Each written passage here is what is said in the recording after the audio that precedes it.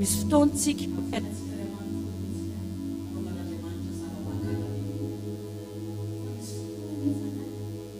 tsisy dikany amintsika ilay izy fa monimonina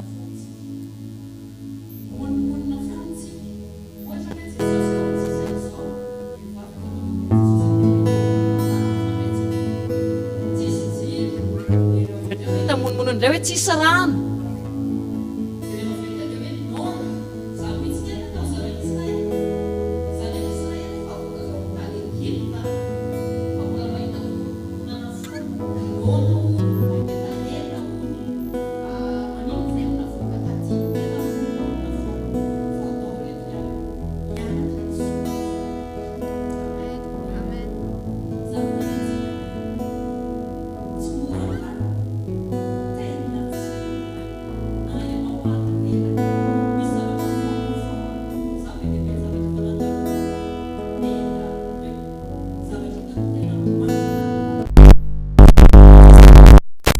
tsy haiko ohatra hoe tsika mpiara-mivavaka ohatra hoe misy manana alahelo na ohatra hoe tsy haiko zavatra ohatra izany raha ohatra hoe izao tontolo izao manao zavatra hafahafa ohatra mbola tantinao ihany fa rehefa samy mpiara-mivavaka ohatra marary be mifonao nefa ireny miara-miasa soa amen teste amin'ny tompony fotsika hoe na io prêt-à-pot aminao io ary manao tsinitsinina anao dia ohatra ny ahoana ianao alleloia teste daholo ireny tenenina eo akaikinao hoe teste daholo ireny hoe mora tenenina fa sarotra be manatelina an'izany fandaotsika tsy monimonina ohatra ny zanak'Israely fandao mba hianatra kasitraka ny tompo sy hisaotra azy amin'ny zavatra rehetra amen ndaotsika hitsangana dia hivavaka tsika ho antsika rehetra koa manaraka amin'ny en direct moa zany dia mampahery atsika hoe andaotsika hianatra hisaotra sy akasitraka an'Andriamanitra amin'ny zavatra rehetra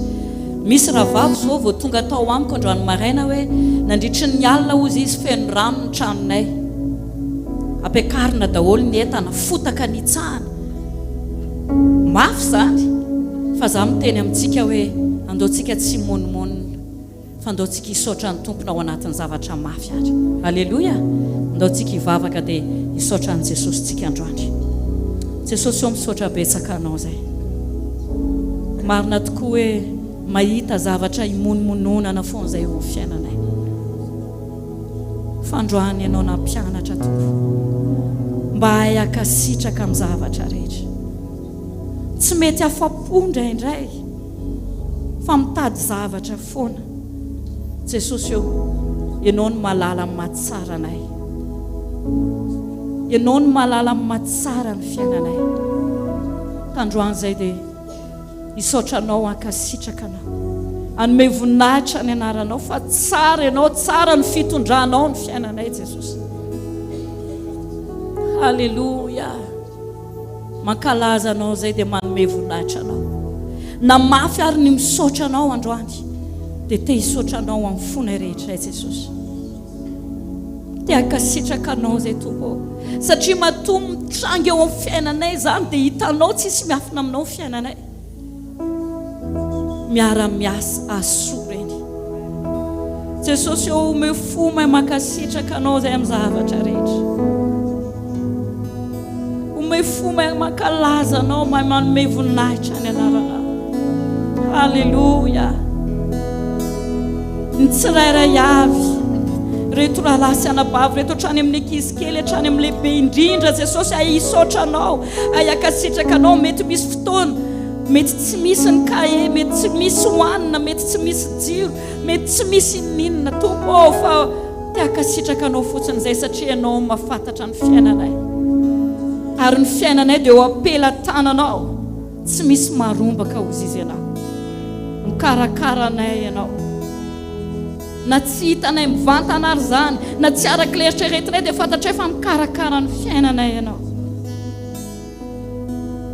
mankalaza anao zay manome voninahitra anao zay fa tsara ianao Jesosy halleluja tompo ndreto zay androany mibebaka eo anatrehanao hitanao ny any anatin'ny fona ilalilady mifony zay raha nisy fimonomononana fanomezan-tsiny mety olona nomena itsiny nefa ianao nomena itsiny tao anatin'izany rehetrarehetra na teo amin'ny asa zany na teo amin'ny ray aman-dreny sy ny zanaka zany na teo amin'ny mpiara-monina zany Jesosy eo mifony zay ianao ny teny hoe fahazavana zay aroako zay hiazavatra any raha maizina zao rehetra zao dia ianao ny teny izay ny fahazavana tompo aoko zay mba tena ho fahazavana tokoa na eo amin'ny zanakay na eo amin'ny mpiara-belona aminay na eo amin'ny mpiara-miasa aminay fantatray hoe tsy moro zany Jesosy fa ianao manana hery manohana anay ao anatin'ny zavatra rehetra zay sarotra aminay mankalaza anao zay Jesosy ary ny fiderana rehetra zay ho asandratra eo androany dia ho anao irery any ny voninahitra ny haja ny hery anio apitso ary mandrakizay halleluja amen.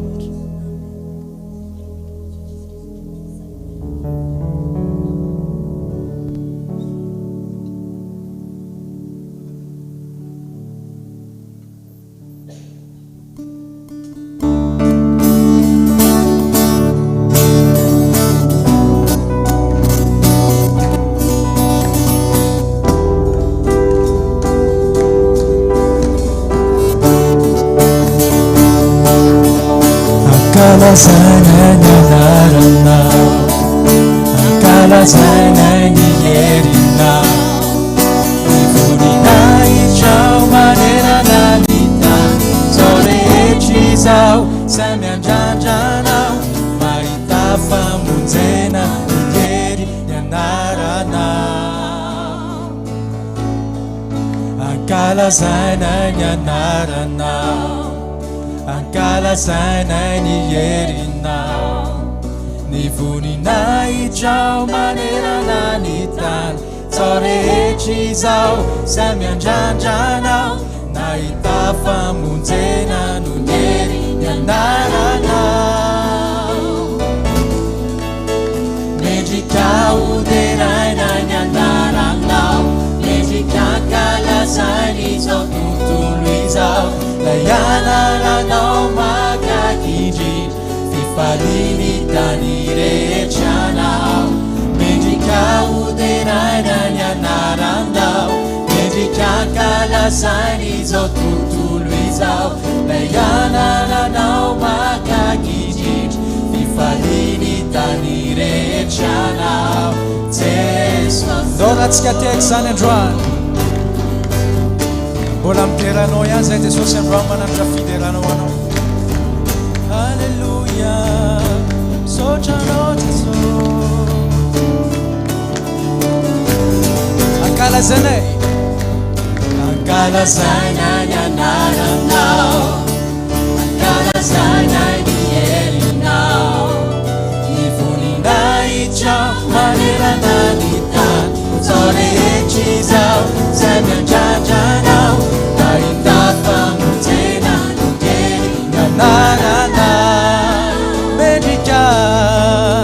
Medika udenana nyandaranao Medika kalasani zao tutuluizao Layanarano makakiji Fifalini tanirechana Medika udenana nyandaranao Medika kalasani zao tutuluizao Layanarano makakiji Fifalini tanirechana Jesus yo Irawe oh oh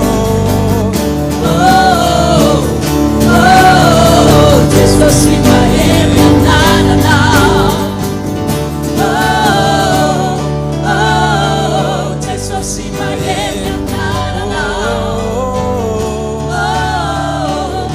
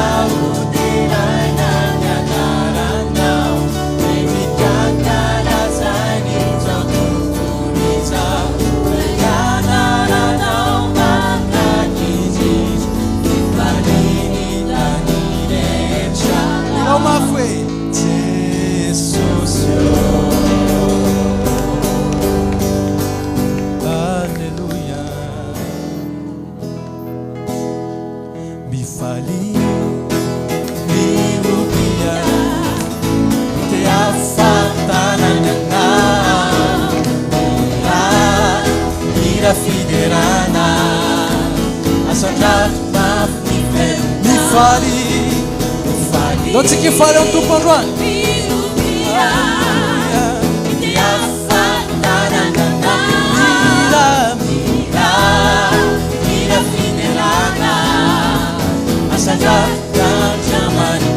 Faz e talvez aguantar o chão.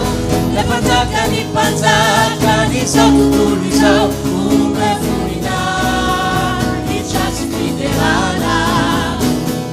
Hallelujah, Anonie, Anoniata, Anawi Sole Chizao, Anoni Faifan, Anoni Fantagan, Achizai Kaumanda Kizao, Anonie, Anoniata, Anawi Sole Chizao, Anoni Faifan, Anoni Fantagan, Achizai Kaumanda Kizao. Mi fali, mi ubia, mi afa, tananyana, mira fiderana, asandato a fiderna. Mi fali, mi ubia, mi afa, tananyana, mira fiderana, asandato faz e nove dias aguanta minha desculpa. Ele que me fundirá e diz alto sorrisal, uma furina e te as fidelana.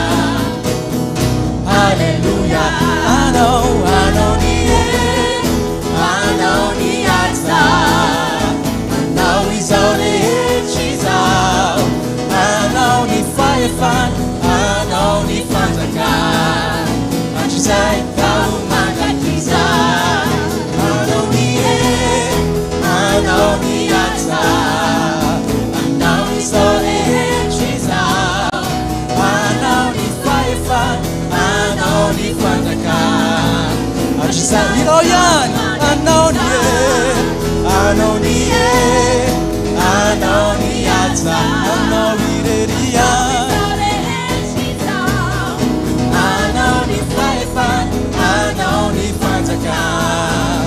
Achizai Kaumanda Kizai, Achizai Kaumanda Kizai, Achizai Kaumanda Kizai. Andau e faça na jazi, me fale cena eu amini,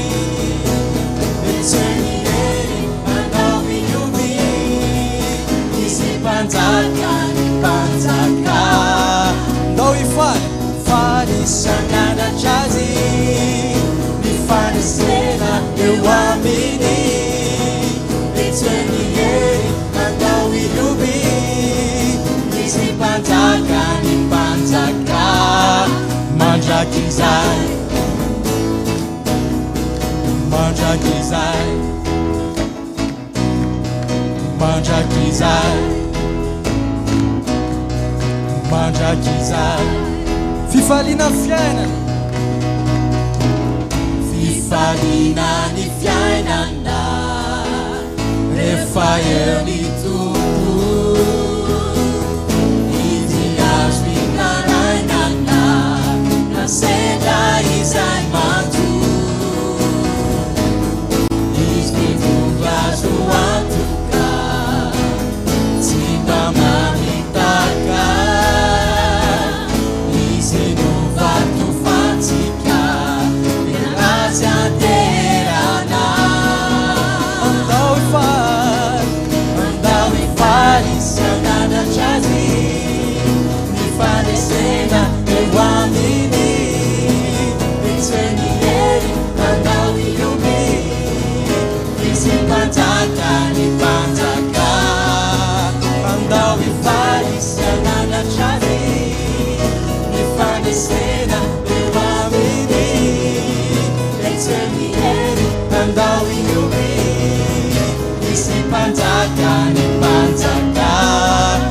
mandrakizay mandrakizay mandrakizay mandrakizay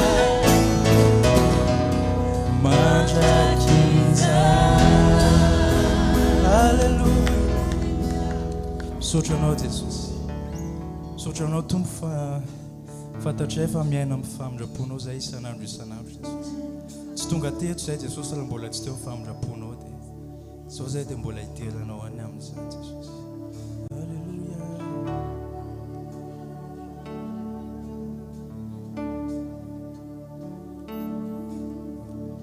Miaina ny famindrapona isan'andro ao tompo ny fiainako miaina ny famindrapona sy ny fahasoavana tompoky anao ilo ihany zanandro miaina ny famindrapona isan'andro ao tompo ny fiainako miaina ny famindrapona sy ny fahasoavana tompoky anao avauzinao ai isamaraina nirefinila famindrapona avauzinao ai isamaraina nirefinila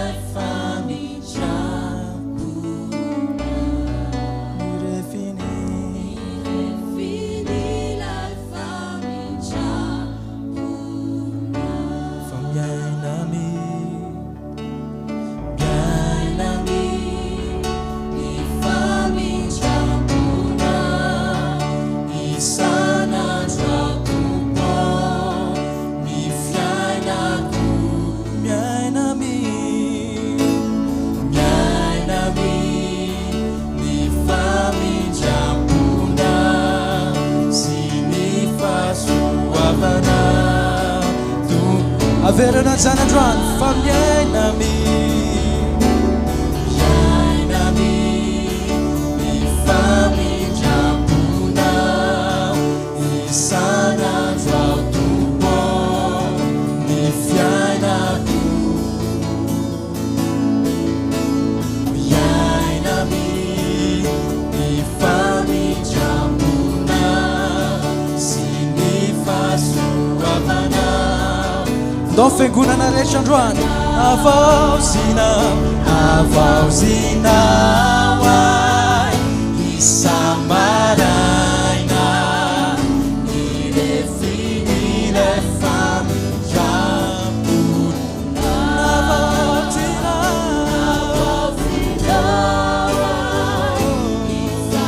isamaraina nirefinile famindrapona royani we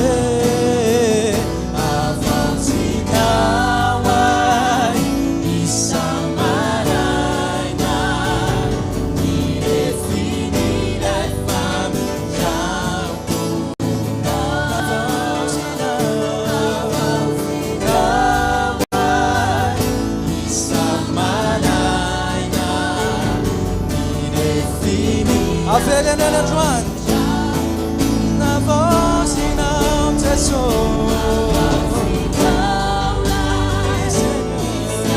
isamaraina nirefinile famindrapona avauzinao ai isamaraina nirefinile famindrapona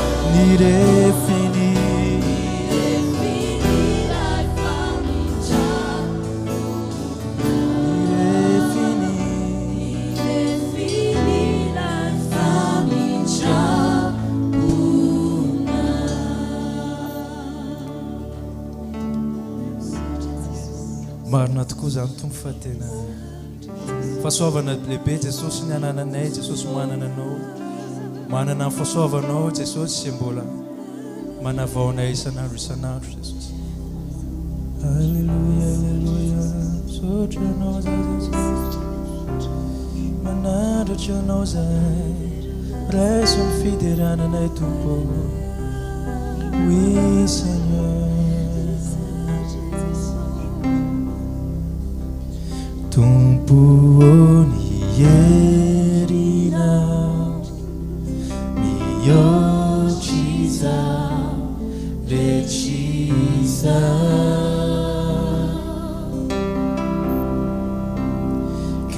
kanifami chapuna manerana nita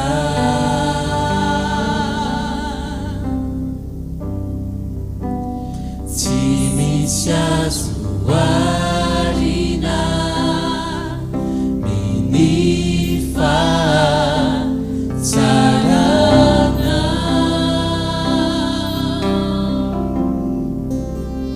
ariuma chachiza nisiachia nana tubo misanjatina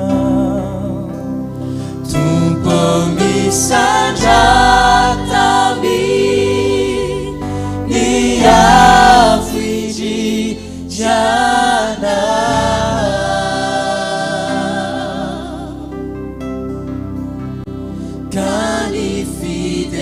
kanifiderana na manerana nita tubo kisemani Kisewani nifale bya sana rayo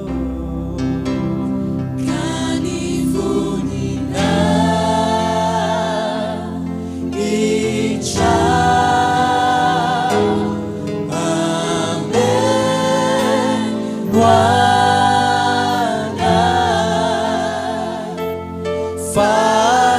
Fatukiana siya jamanisha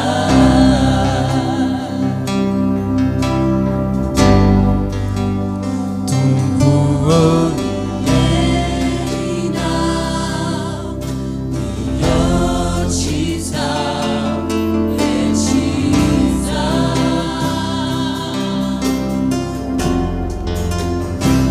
Kanifami Japuna Manerana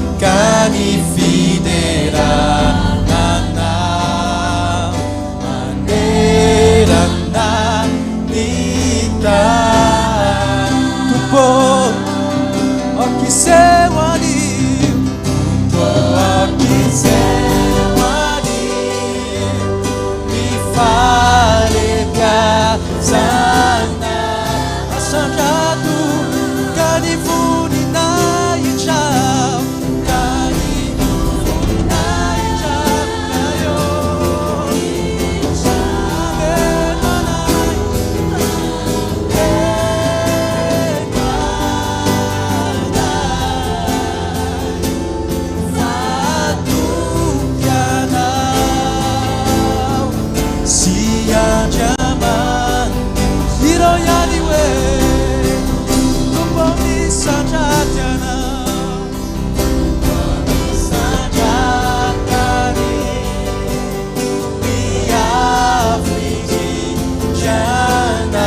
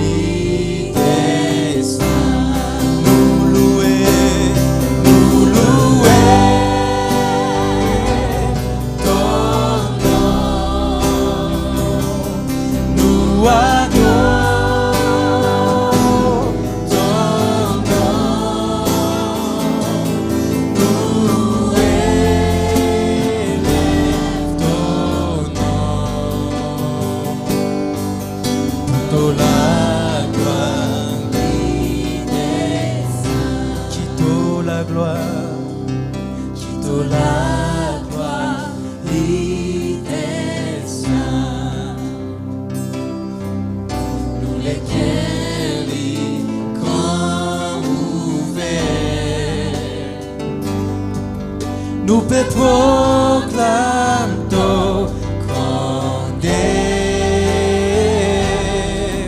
qui te la gloire des saints, qui te la gloire des saints, nous lesquels y convient, nous lesquels y convient, nous peut proclamer ton condé, qui te la gloire des saints. Nous louer ton nom, nous louer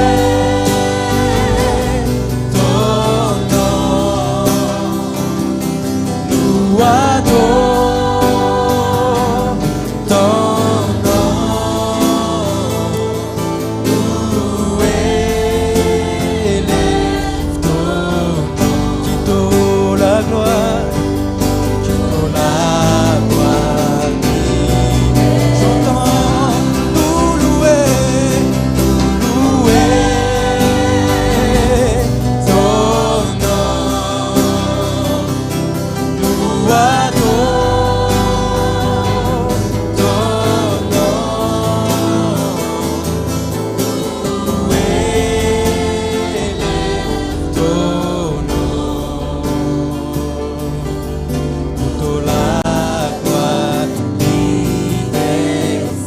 Quito la grâce, quito la grâce,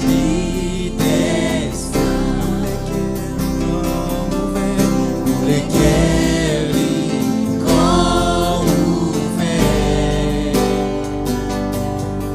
nous peut proclamer grandeur, quito la grâce des saints, quito la grâce des saints, nous les guéris comme ouvert, nous peut proclamer grandeur, quito la grâce des saints. Nous louons ton nom, Seigneur, nous louons ton nom, nous adorons ton nom, nous louons ton nom. Quito la grâce, quito la grâce, nous louons ton nom, Seigneur, nous louons, nous adorons.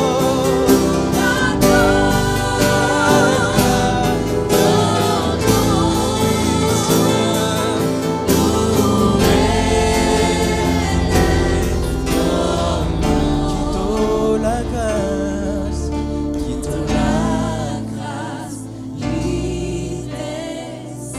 nous louons ton nom,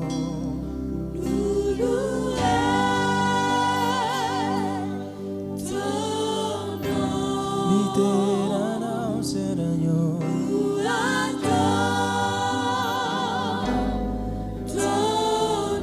Man me vunai janao,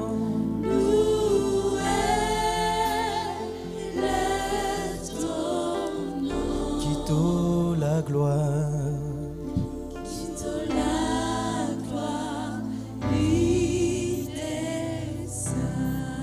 alléluia, les belles qui soja nós é de so, manantana nós é ton pianco que eu anachia no.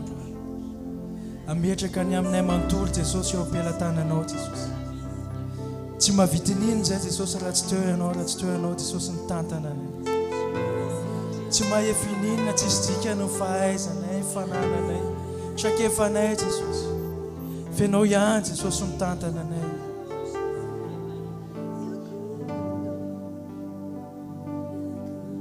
Tonga aho hitsaoka anao Tompo kany amiko rehetra iakoka,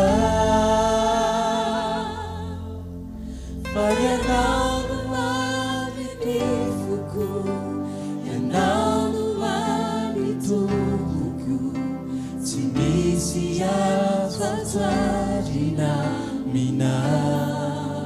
Tonga aho hitsaoka anao Tompo,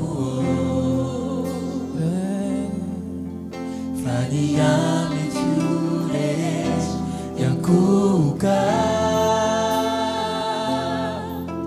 fa ianao no avy ny foko, ianao no avy tompoko, tsy misy azo arina.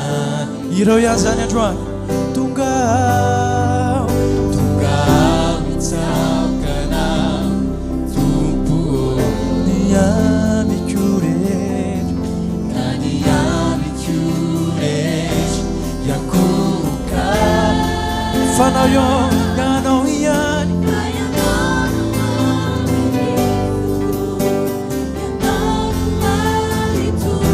Tsy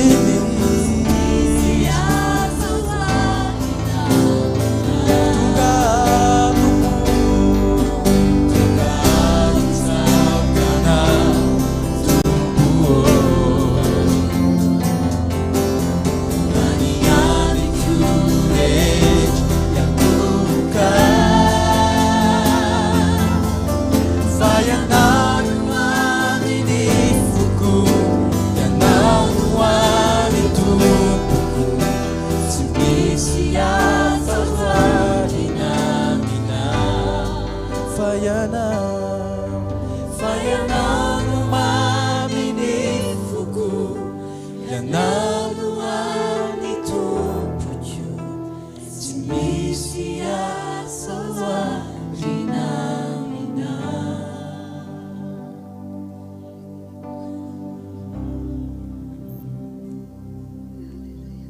Niza ninona tsisy toana Mamikyony miakoka Dovy atsika ihany zany Niza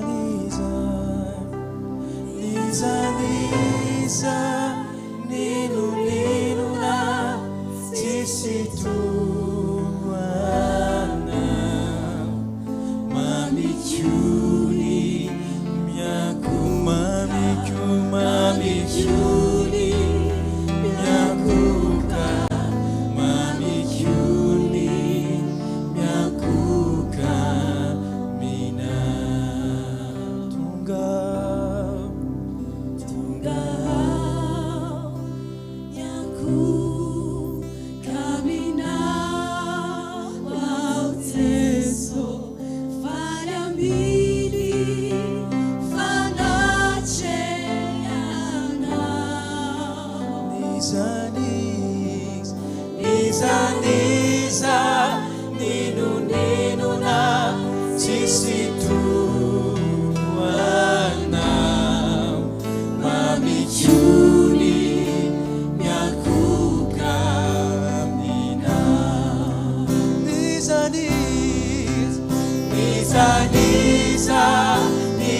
ninona tsisy toana Mamikyony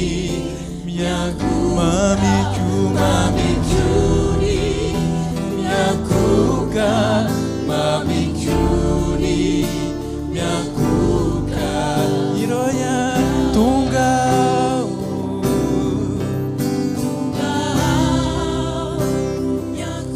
miakoka mina ao Jeso faly ambiny fanatrehanao Niza ninona tsisy toana Mamikyony miakoka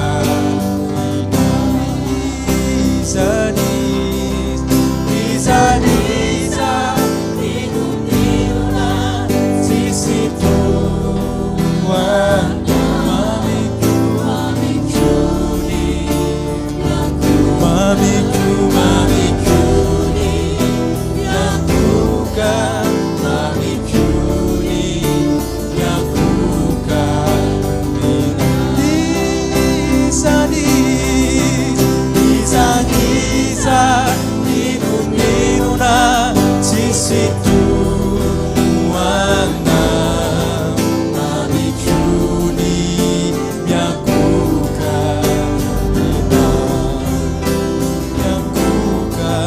Mamikyony miakoka mina Ndao tsika ritiaka mafon'ny tompo androany Sora anazy Halleluja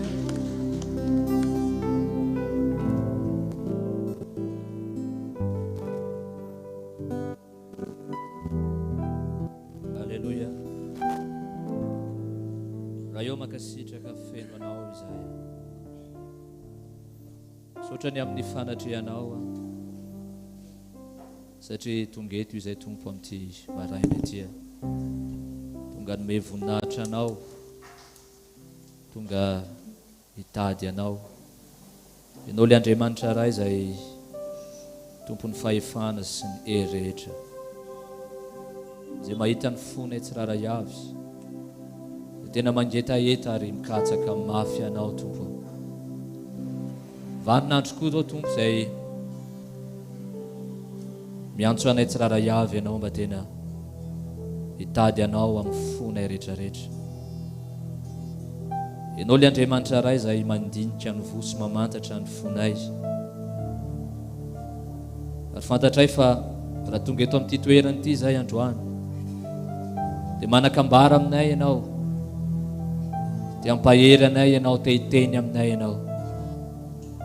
Rehefa nyteninao milaza tompo hoe zay madio apo ihany no ahitanao izy ny teninao. Raha ohatsy tonga eto fotsiny izay androany ary tsy atsapa na inona na inona, satria raha mbola maloto ny fonay tompo, raha mbola misy zavatra manavesatra anay dia sakana tsy afahanao Andriamanitra ray miteny aminay zany. Androany Jesosy aoka tena amangy anay tsiraray avy ianao, satria ny zavatra fantatra tompo matoenao mitondra eto amin'ity toerany ity androany dia te hifanena aminay indray ianao, te hikasika anay indray ianao, atenao tsy tianao hiala amin'ity toerany ity fotsiny amin'izao izahay, fa fantatra Jesosy fa eto ny fanatrehanao, eto ianao Andriamanitra ray ary te hitany fananay manokana ianao. Vangio zay tsiraray avy androany Jesosy, satria ianao raha niteny tamin'ny Davidy ianao hoe nahita olona arako ny fo koa. Dia ianao Andriamanitra ray amin'izao vaninandro mijery ny fonay ianao, tsy mijery ny endrika ivelany ianao Andriamanitra ray, tsy mijery ny fihetsiketsehanay ianao Andriamanitra ray, fa mijery ny fonay ianao raha tonga eto amin'ny fanatrehanao zay androany, raha manatritra ianao zay androany.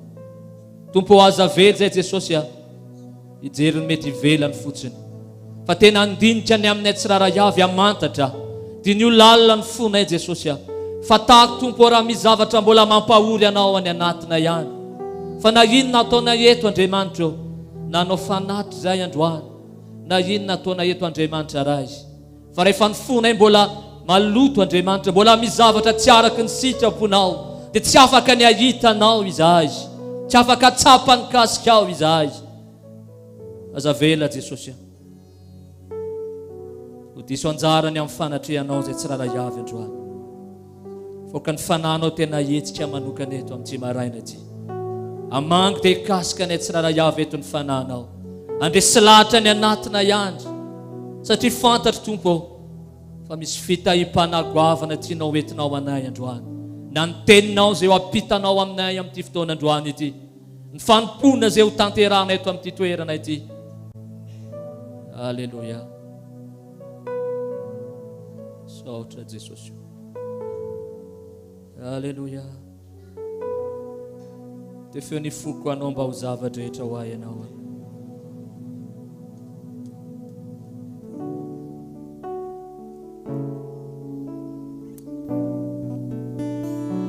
Otsika samy mitsangana dia iran'izany androany tena te feo ny foko Jesosy.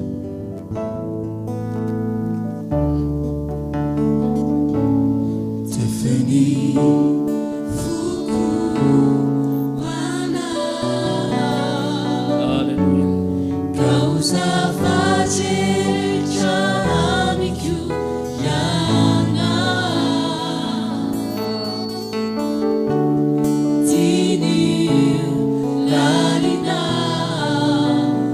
Fuku to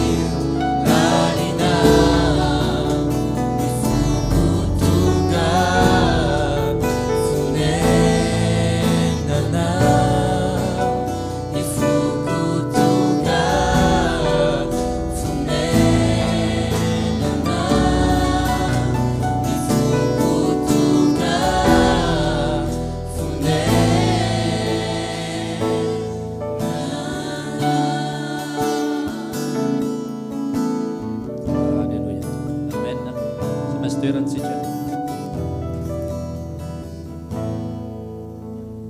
Alléluia. Alasaina bavy tena marina tsy te handany fotoana eto tsika androany. Amen. Hoe tonga eto fotsiny dia tsy mandray ininona rehefa avy eo. Marina be le tenin'ny tompo hoe tena mandinitra ny fontsika ny tompo raha tonga eto ianao androany. Mahita ny etahitanao Andriamanitra. Anao fanatritsika rehefa avy eo fa aiza ny fontsika aloha. Amen. Matoa Jesosy ny teny hoe raha natitra fanatitra ianao izy ka misy raha alanao manana ady aminao apetrao aloha dia andana aloha mihavana aminy. Alasaina bavy tena te tondratsika amina fahamatorany tompo raha anompo azy isika androany. Tsy isaky ny alahady dia anao fanatitra fotsiny andre tenin'Andriamanitra tsika rehefa avy eo fa raha fotsika nefa mbola misy zavatra malotany anaty any dia sarotra ary ny fanan'Andriamanitra tsy apita ny zavatra zay tian'Andriamanitra apita amintsika androany. Akaiky ny fiavian'i Jesosy tsy haiko na tonga sainany amin'izany tsika tsiraray avy fa te tondratsika ao anatin'izay le tahotra ny tompo mila miverina ao anatintsika fiangonana amin'izao vaninandro izao. Ka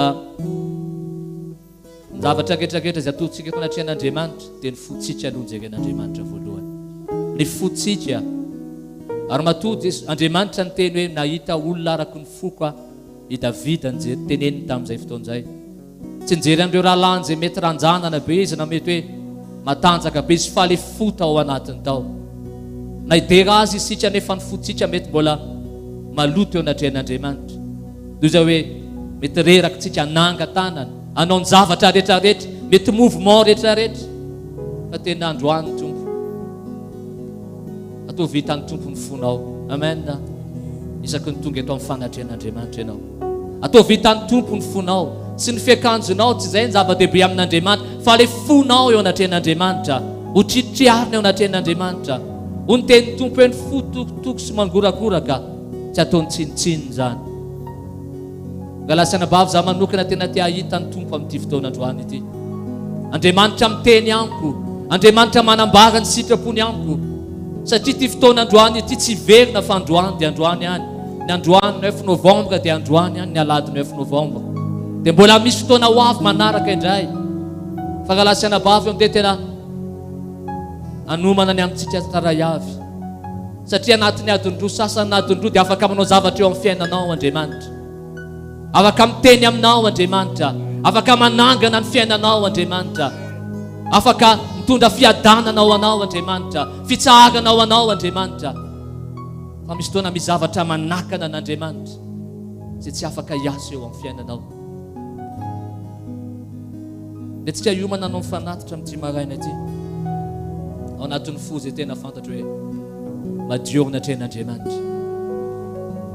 Tsy ny vola izay misy eo ampelantananao zava-dehibe amin'Andriamanitra fa ianao aloha voalohany indrindra. Aiza ny fotsika galasaina bavy, aiza ny fo. Ka raha ho tonga ao anatrehantsika anao ny fanatitra tsy ho fahazarany zany fa tompo anompo anao amin'ny fo madio Andriamanitra, anompo anao amin'ny fo madio tsy manana ininina amin'ny any ambadika any afa tonga eo anatrehanao Jesosy anatitra eo anatrehanao ka andao tsika androso dia mifanatitra ho an'ny tompo amin'ity maraina ity. Alleluia.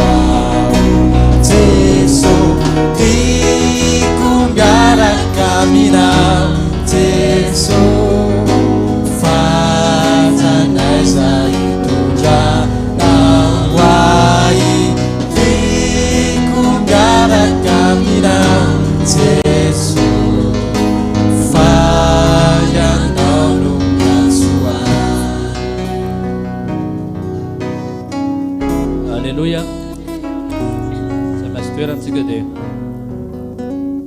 iomantsika nandray tenin'Andriamanitra indray amin'ity fotoanandroany ity araka ny tenin'ny Paoly hoe zaho izy izy manao ny fanorenana dia misy mandrafitra eo amboniny isaky ny alahady tahaka an'izao dia misy biriky foana apetraky ny tompo arafitry ny tompo androany zany dia misy biriky indray ao arafitry ny tompo eo amin'ny fiainam-panahintsika tsiraray avy satria izy ny manorina ny fiangonany amen ka rehefa tsy voaraintsika ny tenin'Andriamanitra dia ny teny Andriamanitra fa tsy voarafitra le izy ka mety eza tena rafetin'Andriamanitra indray androany ametrahany biriky anankiray indray dia amin'ny herinandro misy biriky apetraky ny tompo hatrany neo tsika iomana amin'ny fotsika andray izay hoentin'ny tompo androany fa tsika lalatsory hitondra ny tenin'Andriamanitra amin'ity maraina ity tenin'Andriamanitra manokatra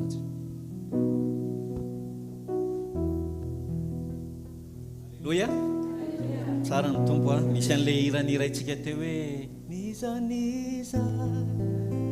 ndao tena iraitsika amin'ny fotsika ray manontolo zany androany satria tiako sokafana ny ao anatin'ny saitsika hoe tsy fombafomba ny atongavantsika eto androany amen fa tokony isy zava-manitra mivoaka avy amin'ny alalantsika avy any amin'ny tompo amen tena anolotra fanatitra fakasitrahana ho an'ny tompo isika ozy izy ny Romana 12:20 hoe atolory ny tenanareo izy izy ho fanatitra velona masina dia ahoana ozy izy sitrak'Andriamanitra dia andao irany tirytsitsika satria minoay ianareo fa mila manokatra ny fotsikisika anatin'ny tenan'Andriamanitra amen mila manokatra ny fotsikisika afatsika matakatra ny zavatra avy amin'Andriamanitra zay no antony tenenako amintsika hoe tsy ohatrany hoe mandeha amin'ny fomba mpivavahana isika fa raha ohatrany amin'ny fomba mpivavahana dia ho disy fanantenantsika atoato amin'ny fiavian'ny tompo fa mila manokatra ny fotsikisika mba tena anana foakasitrahan'Andriamanitra amen dia andao iaraka hitsangantsika tsotra be le ira hoe niza ninona sisy tsoana mamikony miakoka nina aso hoe niza ninona niza ninona sisy tsoana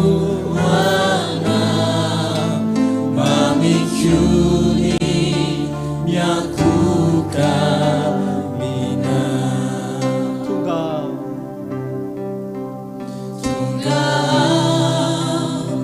miakoka mina wow Jesu falambini fanasheana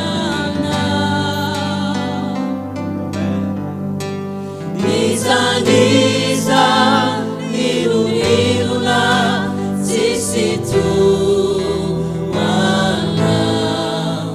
mamikuni miakuka mina niza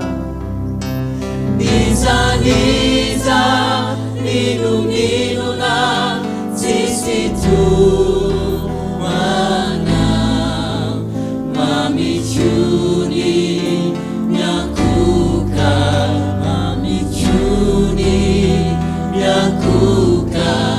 mamikuni miakuka mina tivavaka ao anatin'ny fotoana foy androany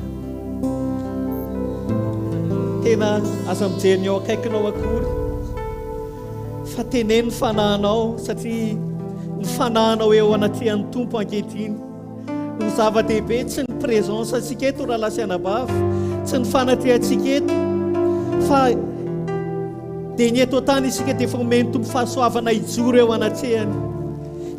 anatrehany afaka nitsy ny fotsika satria mbola andro ny fahasoavana ankehitriny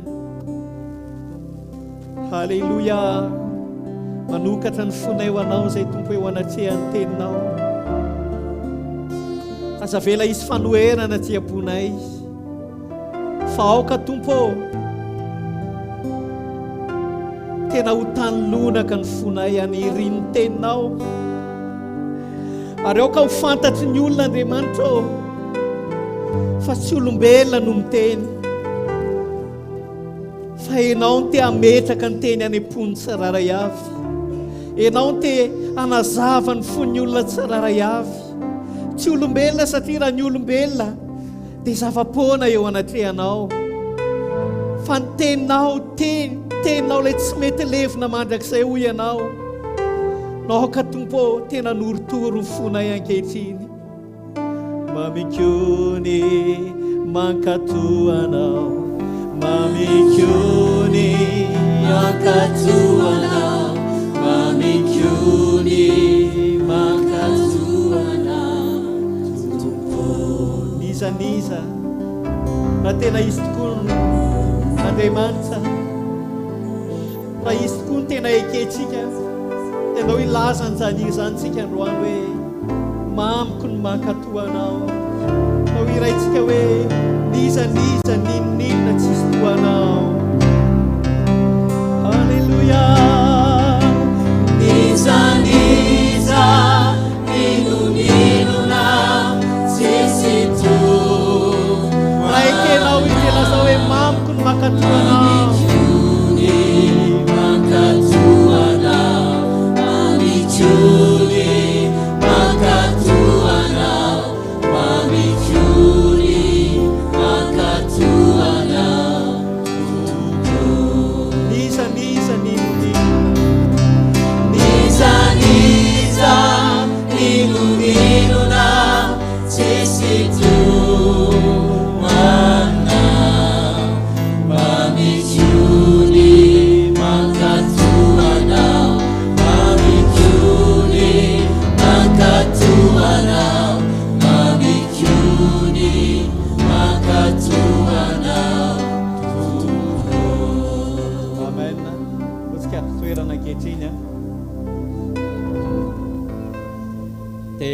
hanokatra ny fotsikitsika ho an'ny ten'Andriamanitra manasany mialy amin'izao fotoan'izao Alléluia. Alléluia. tahiny tompontsika tsiraray avy Que le Seigneur nous bénisse. falvenareo fa atao anatin'ny fiangonan'ny tompo Est-ce que vous êtes dans la joie parce que nous sommes dans l'église du Seigneur? fantatrao ve fa ny maheto atsika Est-ce que tu sais que notre présence ici, dia tsy avy amintsika akory ça ne vient pas de nous. hozy izy ny tenin'Andriamanitra hoe La parole de Dieu dit, tsy isika no nifidy azy c'est pas nous qui l'avons choisi, fa izy no nifidy atsika mais c'est lui qui nous a choisis. amen Amen. dia manasa atsika satria na iza manokana aza Et on vous invite parce que moi-même, tena voakasika ny tenin'Andriamanitra aho je suis touchée par la parole de Dieu. tena voakasika satria ny tenin'Andriamanitra dia fahamarinana Je suis touchée parce que la parole de Dieu est la vérité. fahamarinana ny tenin'Andriamanitra La parole de Dieu est la vérité. tsisy afaka mijoro eo anatrehan'ny fahamarinan'Andriamanitra Personne ne peut se tenir debout devant la vérité de la parole de Dieu hanohatra ny tenin'Andriamanitra ou contredire la parole de Dieu na hikomia amin'ny tenin'Andriamanitra ou se rebeller contre la parole de Dieu. ka noho izany manasa antsika hanokatra ny fotsika androany Alors, je vous invite à ouvrir vos cœurs aujourd'hui. manaitra ana ny foana mandrakariva Comment? ça m'interpelle Cela m'interpelle tous les jours. raha lafaly ihany koa teo ny teny Le frère Fali a dit tout à l'heure fa ho avy tsy ho ela Jesosy que Jésus revient bientôt. tsy hanganjo zany tsy tantary zany C'est pas une fable. tsy tantary zany C'est pas une fable. fa zava-misy marina zay iainantsika ato raha lasiana vavy Mais c'est une réalité que nous allons vivre bientôt. ary androany ny tompo Et aujourd'hui, le Seigneur, dia te hitarika ny fiangonana il veut ramener l'Église ho ao anatina famatorana dans la maturité, ny amin'ny fifandraisana aminy dans la communion avec lui. ny amin'ny fifandraisana aminy Dans la communion avec lui. amen Amen. ka manasanao hanokatra ny fonao Donc je t'invite à ouvrir ton cœur. Satria tsy olombelona no miteny androany a. Parce que ce n'est pas un homme qui parle aujourd'hui. Araka ny teneniko teo hoe Comme j'ai dit tout à l'heure, tsy olombelona no miteny a, ce n'est pas un homme qui parle, fa Andriamanitra no miteny. mais c'est Dieu qui parle. Amen. Amen. Raha takatry ny kristianina Si les chrétiens comprennent,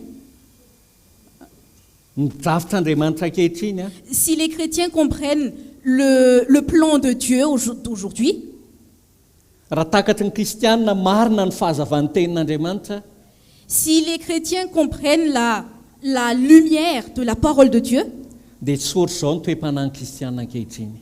l'état de l'esprit des chrétiens ne serait pas comme aujourd'hui. Aza mahatonga namanasa anareo androany a, Et c'est pour ça que je vous invite aujourd'hui, aza mijery hoe tsy ory ty, ne regardez pas que c'est Dieu qui parle, fa Andriamanitra no te hiteny amintsika mais c'est Dieu qui veut nous parler amin'ny alalan'ny teniny. à travers sa parole. Amen. Amen. Mila mahatakatra ny fiangonana amin'ny endrika hafa isika amin'izao vaninandro faran'izao raha lasianabavy a. Nous devons avoir une autre vision Oui, de l'Église. compréhension plus Une autre compréhension. L'Église doit avoir une autre compréhension de ce que c'est l'Église. de ce que c'est l'Église en ce moment. Amen. Amen. Mila manana fahatakarana hafany amin'ny fiangonana isika ankehitriny. Nous devons avoir une autre compréhension de ce qu'est l'Église. Androany a dia hiresaka amintsika Aujourd'hui- zavatra anankiray a Aujourd'hui, je veux vous parler d'une chose izay tena tiany tompo hitarihana ny fiangonana, ampiakarana ny fiangonana raha veto amin'ny sehatra anankiray a, de ramener l'Église dans une autre étape ka ampiakarany amin'ny fiangonana ho ao anatina toe-panahy anankiray. et qu'il fait monter l'Église dans un autre état d'esprit. Satria ny fiangonana matetika mahazana Parce que parfois, l'Église elle a l'habitude. l'Église marche dans l'habitude, oui. Ohatrany hoe mipetraka amina confort anankiray. Comme si l'Église est dans le confort. Hoe eto anivon'ny fiangonana isaky ny alahady a, Que nous sommes ici à l'Église tous les dimanches. tsara hoe tonga eto am-piangonana tsika isaky ny Et alahady. c'est très bien qu'on est ici tous les dimanches.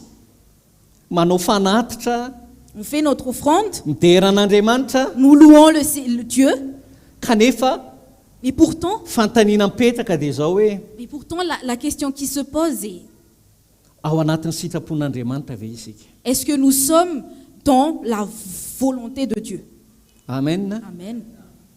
Satria raha mitoetrety foana isika mandrisy ny alahady mandra-piavin'ny tompo a, Parce que si nous sommes ici tous les dimanches jusqu'à ce que le Seigneur revienne, kanefa tsy miova ny fotsika, tsy manaiky fanamboarana isika, mais on n'accepte pas l'œuvre du Seigneur et notre cœur ne change pas, dia lasa ho disy fanantenana isika amin'ny fiavian'ny tompo. alors nous serons déçus à l'avènement du Seigneur. Izay mahatonga ny tompo te hiteny amintsika amin'ity androany ity. C'est pour ça que le Seigneur veut nous parler aujourd'hui. Ary ny lohahevitry ny tenin'Andriamanitra raha omeko lohahevitra izany a, Et si je vais donner un thème, la parole de Dieu aujourd'hui, dia zao hoe ny firaisana avy amin'ny fanahy. nous allons parler de l'unité de l'esprit. Ny firaisana avy amin'ny fanahy. L'unité de l'esprit. Zay na tonga nyteny tamintsika teo hoe C'est pour ça que je vous ai dit tout à l'heure, tsy noho isika ny mahatonga asika eto, tsy noho izao ny mahatonga eto androany, c'est pas par notre propre effort que nous sommes ici, fa firaisana avy amin'ny fanahy. Amen. mais c'est l'unité de l'esprit qui nous a conduits ici. Avy amin'ny fanahy le firaisana. Amen. Cette unité vient de l'esprit. Amen. Amen. Mahatonga atsika eto, ny tompo no nitarika atsika eto. Si nous sommes ici, c'est le Seigneur qui nous a conduits dans ce lieu. Dia move isika raha lasianabavy raha avy amin'ny fanahy ny fiomboana atsika sy ny firaisantsika, Et donc, si notre unité vient de l'esprit, frères et sœurs, dia iza moa isika no hanao tsinitsinina an'izany firaisana izany. alors nous sommes qui pour ne pas considérer cette unité? Amen. Amen. Iza isika no hanao tsinitsinina fa tokony ankalazan'Andriamanitra ary tsika ny amin'ny firaisana izay ananatsika. Qui sommes-nous pour ne pas considérer cette unité, mais au contraire, nous devons louer le Seigneur pour cela? Satria ny tompony nampiray atsika eto. Parce que c'est le Seigneur qui nous a unis ici. Fa iny isika teny amin'izao tontolo izao, Auparavant, nous étions dans le monde, fa ankehitriny dia nampiray ny tompo eto. mais aujourd'hui, Dieu nous a unis ici. Fahasoavany zany. C'est une vraie grâce. Amen. Amen. Anao tsika hijery tenin'Andriamanitra kely a, Allons lire la parole de Dieu. karazana kisarisary anohatra ny fandikako azy amin'ny teny gasy a, na hoe métaphore. C'est un peu une métaphore que j'aimerais Izay partager. anoharan'ny Paoly a ny fahasoavana izay ananantsika aminatin'izao fiombonana izao. Que Paul compare notre grâce que nous avons en ce moment. Dia hoariny tahaka ny ohatrany hoe tenan'olombelona isika. Et Amen. il nous compare comme un corps humain. Ianao a tenan'ny Kristy ianao. Toi, tu es le corps de Christ. Raha marary ianao a, Si tu es ny malade, ararany rehetra. tout le monde est malade. Amen. Amen.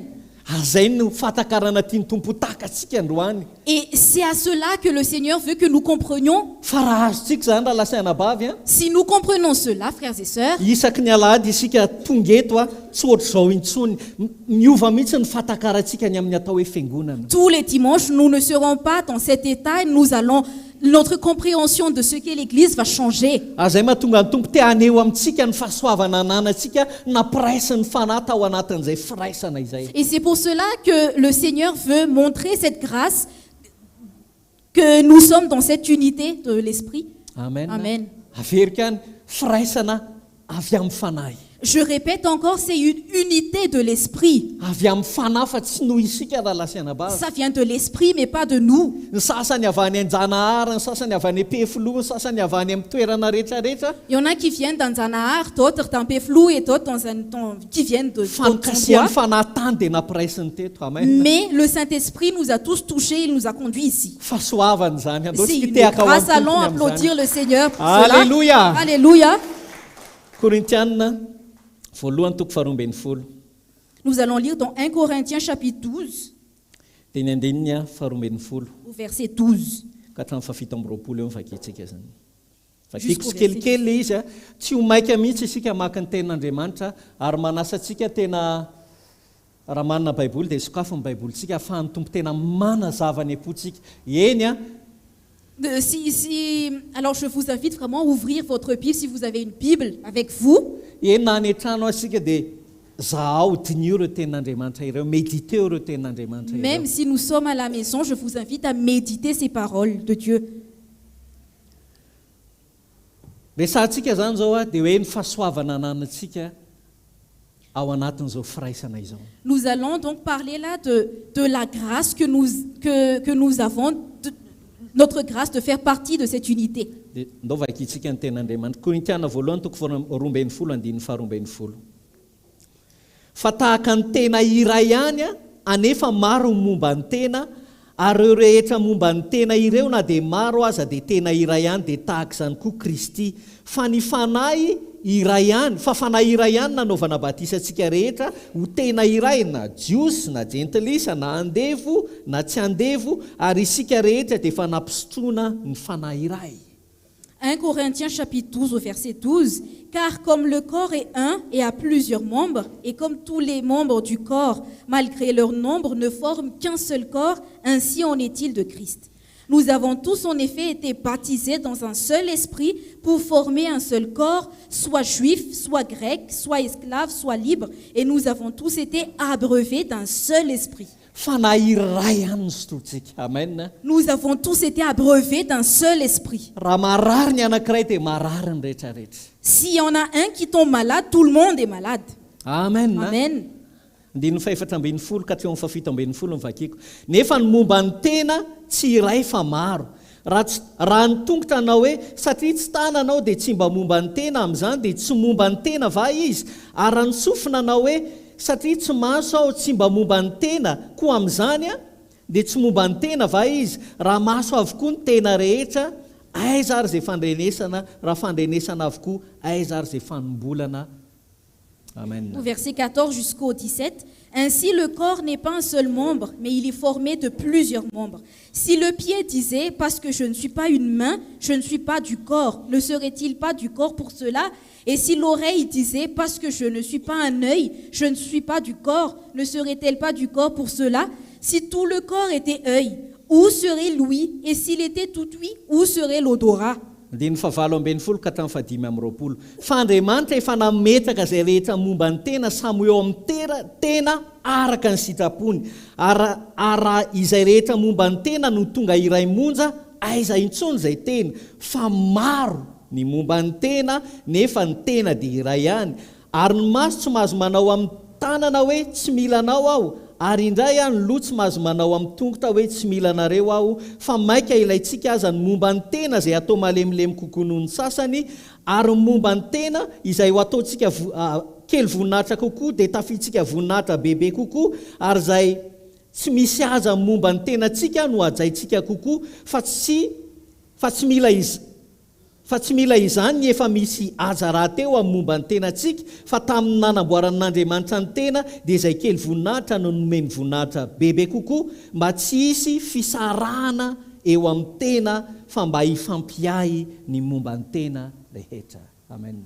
Au verset 18 jusqu'au 25, maintenant Dieu a placé chacun des membres dans le corps comme il a voulu. Si tous étaient un seul membre, où serait le corps?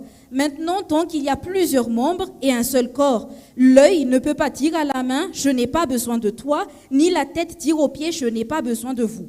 Mais bien plutôt, les membres du corps qui paraissent être les plus faibles sont nécessaires, et ceux que nous estimons être les moins honorables du corps, nous les entourons d'un plus grand honneur. Ainsi, nos membres les moins décents reçoivent le plus d'honneur, tandis que ceux qui sont décents n'en ont pas besoin. Dieu a disposé le corps de manière à donner plus d'honneur à ceux qui en manquaient, afin qu'il n'y ait pas de division dans le corps, mais que les membres aient également soin les uns des autres. Amen. Amen. Andiny fa enina amby roapolo ka hatramin'ny fafito amby roapolo farany. Ary raha mijaly ny anankiray amin'ny momba ny tena dia miara mijaly avokoa izay rehetra momba ny tena, fa raha omem-boninahitra kosa ny anankiray amin'ny momba ny tena dia miara mifaly avokoa izay rehetra momba ny tena. Ary ianareo no tenan'i Kristy, ka samy momba ny tenany avokoa araky ny anjaranareo avy. Au verset 26, et si un membre souffre, tous les membres souffrent avec lui. Si un membre est honoré, tous les membres se réjouissent avec lui. Vous êtes le corps de Christ et vous êtes ses membres, chacun pour sa part. Qu'est-ce que nous voyons dans ces paroles, frères et sœurs? Nous n'allons pas décortiquer ça par verset. Mais ce qu'on peut voir, c'est que Dieu nous a unis dans un seul corps. Parce que tous les membres ne sont pas tous des mains, ou que tout le monde soit les yeux, mais nous sommes tous différents, mais nous appartenons à un seul corps. Amen. Amen. Est-ce que vous comprenez cela? Cette lumière. Cette lumière. Merci. Amen. Amen. Est-ce que nous comprenons cette lumière? Parce que notre compréhension de ce qu'est l'Église commence par cela. L'Église, ce n'est pas le fait que nous sommes assis sur ces chaises tous les dimanches. Mais l'Église, c'est que nous devons comprendre que moi, j'appartiens au corps de Christ. Je suis un membre. Et je crois que si nous sommes membres du corps du Christ,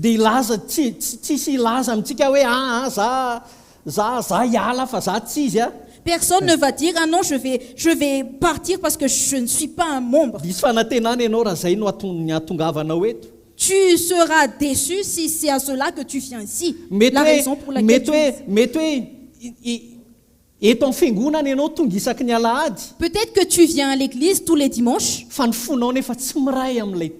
mais ton cœur n'est pas uni avec le corps. Et c'est à cela que Dieu veut nous éclairer aujourd'hui.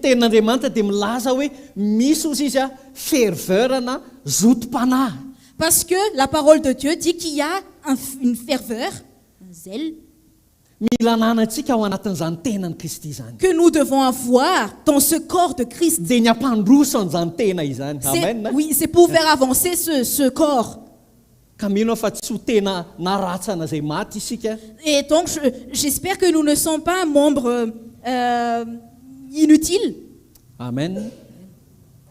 Fa atsapa isika hoe zay no ato manokafako ny saintsika hoe isika nera lasa anabavy ao anatina tena ary fahasoavana no afahantsika ao anatin'izany firaisana izany. Mais c'est pour cela que j'aimerais vous dire que c'est une vraie grâce pour nous de faire partie de cette unité du corps. Mbola hanokatra ny fonareo ihany amin'ny andininy vitsivitsy. J'aimerais encore faire ouvrir vos cœurs ahafahanareo matakatra hoe tsy ten'Andriamanitra fotsiny io. Par des versets pour que vous sachiez que ce n'est pas juste un texte, une Amen. parole. Amen. Fa tena fanambarana ho atsika io ary fahasoavana ho atsika. Mais c'est une révélation et une grâce pour nous. Hoe nandritry ny androm-piainantsika teto amin'ity tany ity Que tout au long de notre vie sur cette terre, dia nomen'Andriamanitra fahasoavantsika ho isan'izay tena izay. Dieu Halleluja. nous a fait grâce de faire partie de ce corps. Romanina toko 5:10.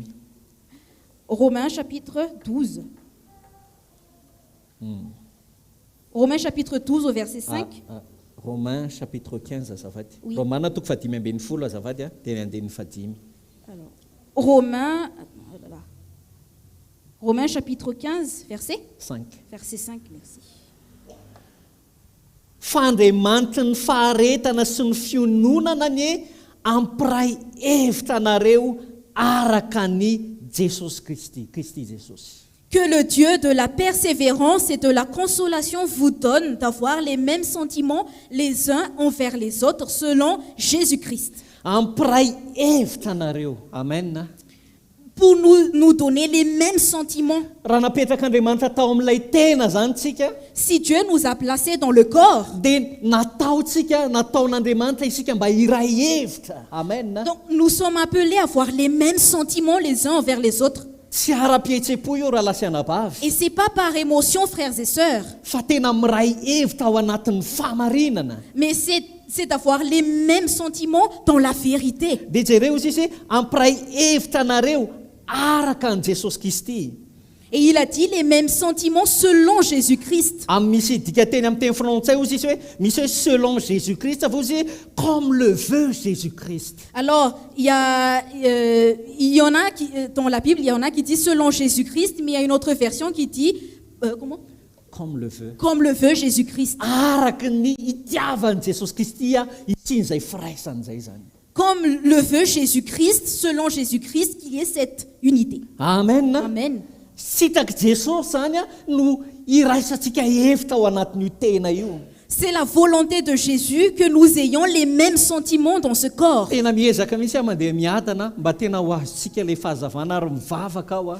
Et je fais vraiment l'effort d'aller moins vite pour que nous comprenions, et je prie mba tena azavana eny fotsika. que notre cœur soit éclairé. Ary na mivoaka eto azy isika dia na hisy fibebahana any am-potsika, Et quand nous allons quitter ce lieu et qu'il y a une repentance dans notre cœur, na hisy fahazavana kokoa tonga ao am-potsika, où il y a plus de lumière qui vient dans notre dia cœur, Jesosy nomena ny voninahitra et à Jésus seul la gloire, satria androso zany ny fiangonany. parce Amen. que l'Église va avancer.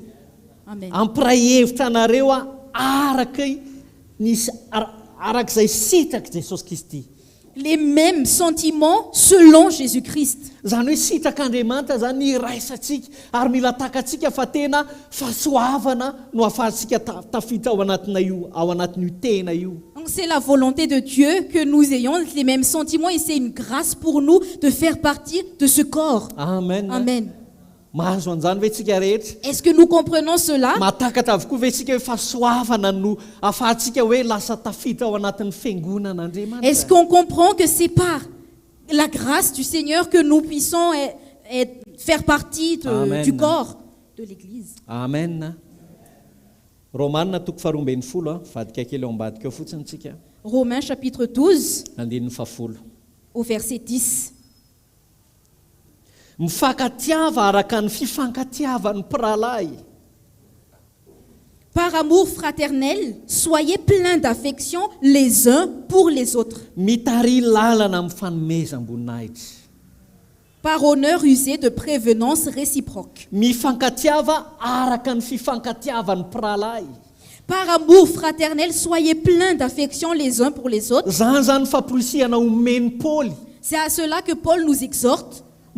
Famporisihana omeny Paoly ho an'ny olona zay efa tafita ho isan'io tena io. Une exhortation que Paul donne à ceux qui font partie de ce corps. Ho atsika tsiraray avy zay efa firaisana avy amin'ny fanahy izy avy amin'ny fanahy. Pour chacun de nous, et c'est une unité de l'esprit, ça vient de Ny l'esprit. fanahy no mifidy atsika ho isan'ny fiangonan'Andriamanitra. C'est l'esprit qui nous a choisis pour faire partie de l'église de Dieu. Amen. Amen. Dia hozy izy zany no tokony karakarahantsika azy. Et c'est pour cela qu'il dit que c'est pour cela que nous devons avoir plein d'affection, L'entretenir. de l'entretenir Mifankatiava araka ny fifankatiava amin'ny mpiralahy. par amour fraternel. Andiny faraika ambin'ny folo. Mahazo toa fa aza malaina fa ary aoka afana fo amin'ny fanompona ny tompo.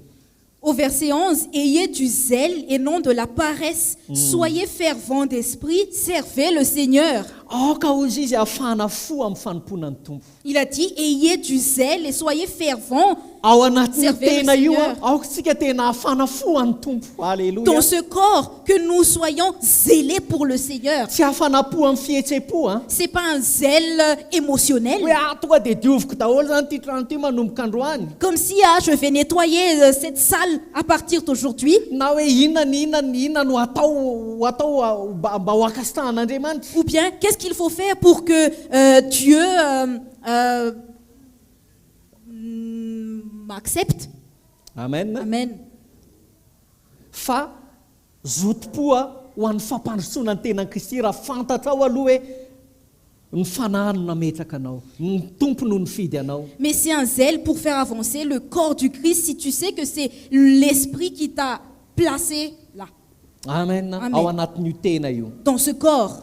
Mifalia amin'ny fanantenana, andiny faharoa ambin'ny folo. Miareta amin'ny fahoriana, mahareta amin'ny fivavahana, andiny fahatelo ambin'ny folo. Miantrany olona masina arak'izay ilainy, mahazo toa mampiatrany vahiny, misaora izay manenjika anareo ary misaora fahaza-manozina, miara mifaly amin'izay mifaly ary miara mitomany amin'izay mitomany. Eo aloha. Au verset 12 à 15, réjouissez-vous en espérance, soyez patients dans l'affliction, persévérez dans la prière, pourvoyez aux besoins des saints, exercez l'hospitalité, bénissez ceux qui vous persécutent, bénissez et ne maudissez pas. Réjouissez-vous avec ceux qui se réjouissent, pleurez avec ceux qui pleurent. Andiny fahinana ambin'ny folo. Miraisa saina aza mihevitra izay iavinavina fa aoka ho zatra amin'ny fietrena ianareo ary aza manao ny tenanareo endry. Au verset 16, ayez les mêmes sentiments les uns envers les autres. N'aspirez pas à ce qui est élevé, mais laissez-vous attirer par ce qui est humble. Ne soyez point sages à vos propres yeux. Miraisa saina hozy izy andiny fahinana ambin'ny folo. Au verset 16, il a dit, ayez les mêmes sentiments. Aza mihevitra ny avinavina. N'aspirez pas à ce qui est élevé. Zany hoe ao anatin'io tena io izy izy ny teny frantsay malaza azy kokoa nefa ny teny gasy ihany koa madika azy kokoa. Donc dans ce corps, dans la version française, c'est plus explicite, mais en malgache aussi, c'est clair. Hozy izy hoe aza mieritreritra ny tenanao ambony no ny hafa. N'aspirez c'est à quel verset ça? Verset 16. Verset 7. N'aspirez pas à ce qui est élevé. Amen. Miresaka izy eo amin'io tapankely ambony io zay miraisa saina sy hevitra ianareo. Dans la première partie, il a dit, ayez les mêmes sentiments les uns envers les autres. Amen. Miraisa saina dia inona ny toele hoe miraisa saina hozy izy hoe aza mieritreritra ny tenanareo fa ambony no ny hafa na mifandikany malagasy azy aza mihevitra ny tenanareo iavinavina ianareo. Et après cela, il dit de ne pas aspirer à ce qui est élevé, mais se laisser attirer par ce qui est humble. Fa aoka ho zatra ny fietrena ianareo. Amen. Mais ne soyez point sages à vos propres yeux. Aza manao ny tenanareo ho endry. Ne soyez point sages à vos propres yeux. Efa maneho atsika sahady zany tompony famporisihana milananantsika ao anatin'izany tena izany. Cela, le Seigneur nous montre déjà l'attitude que nous devons avoir dans ce Amen. corps. ao amin'ny Filipiana toko faharoa andininy voalohany.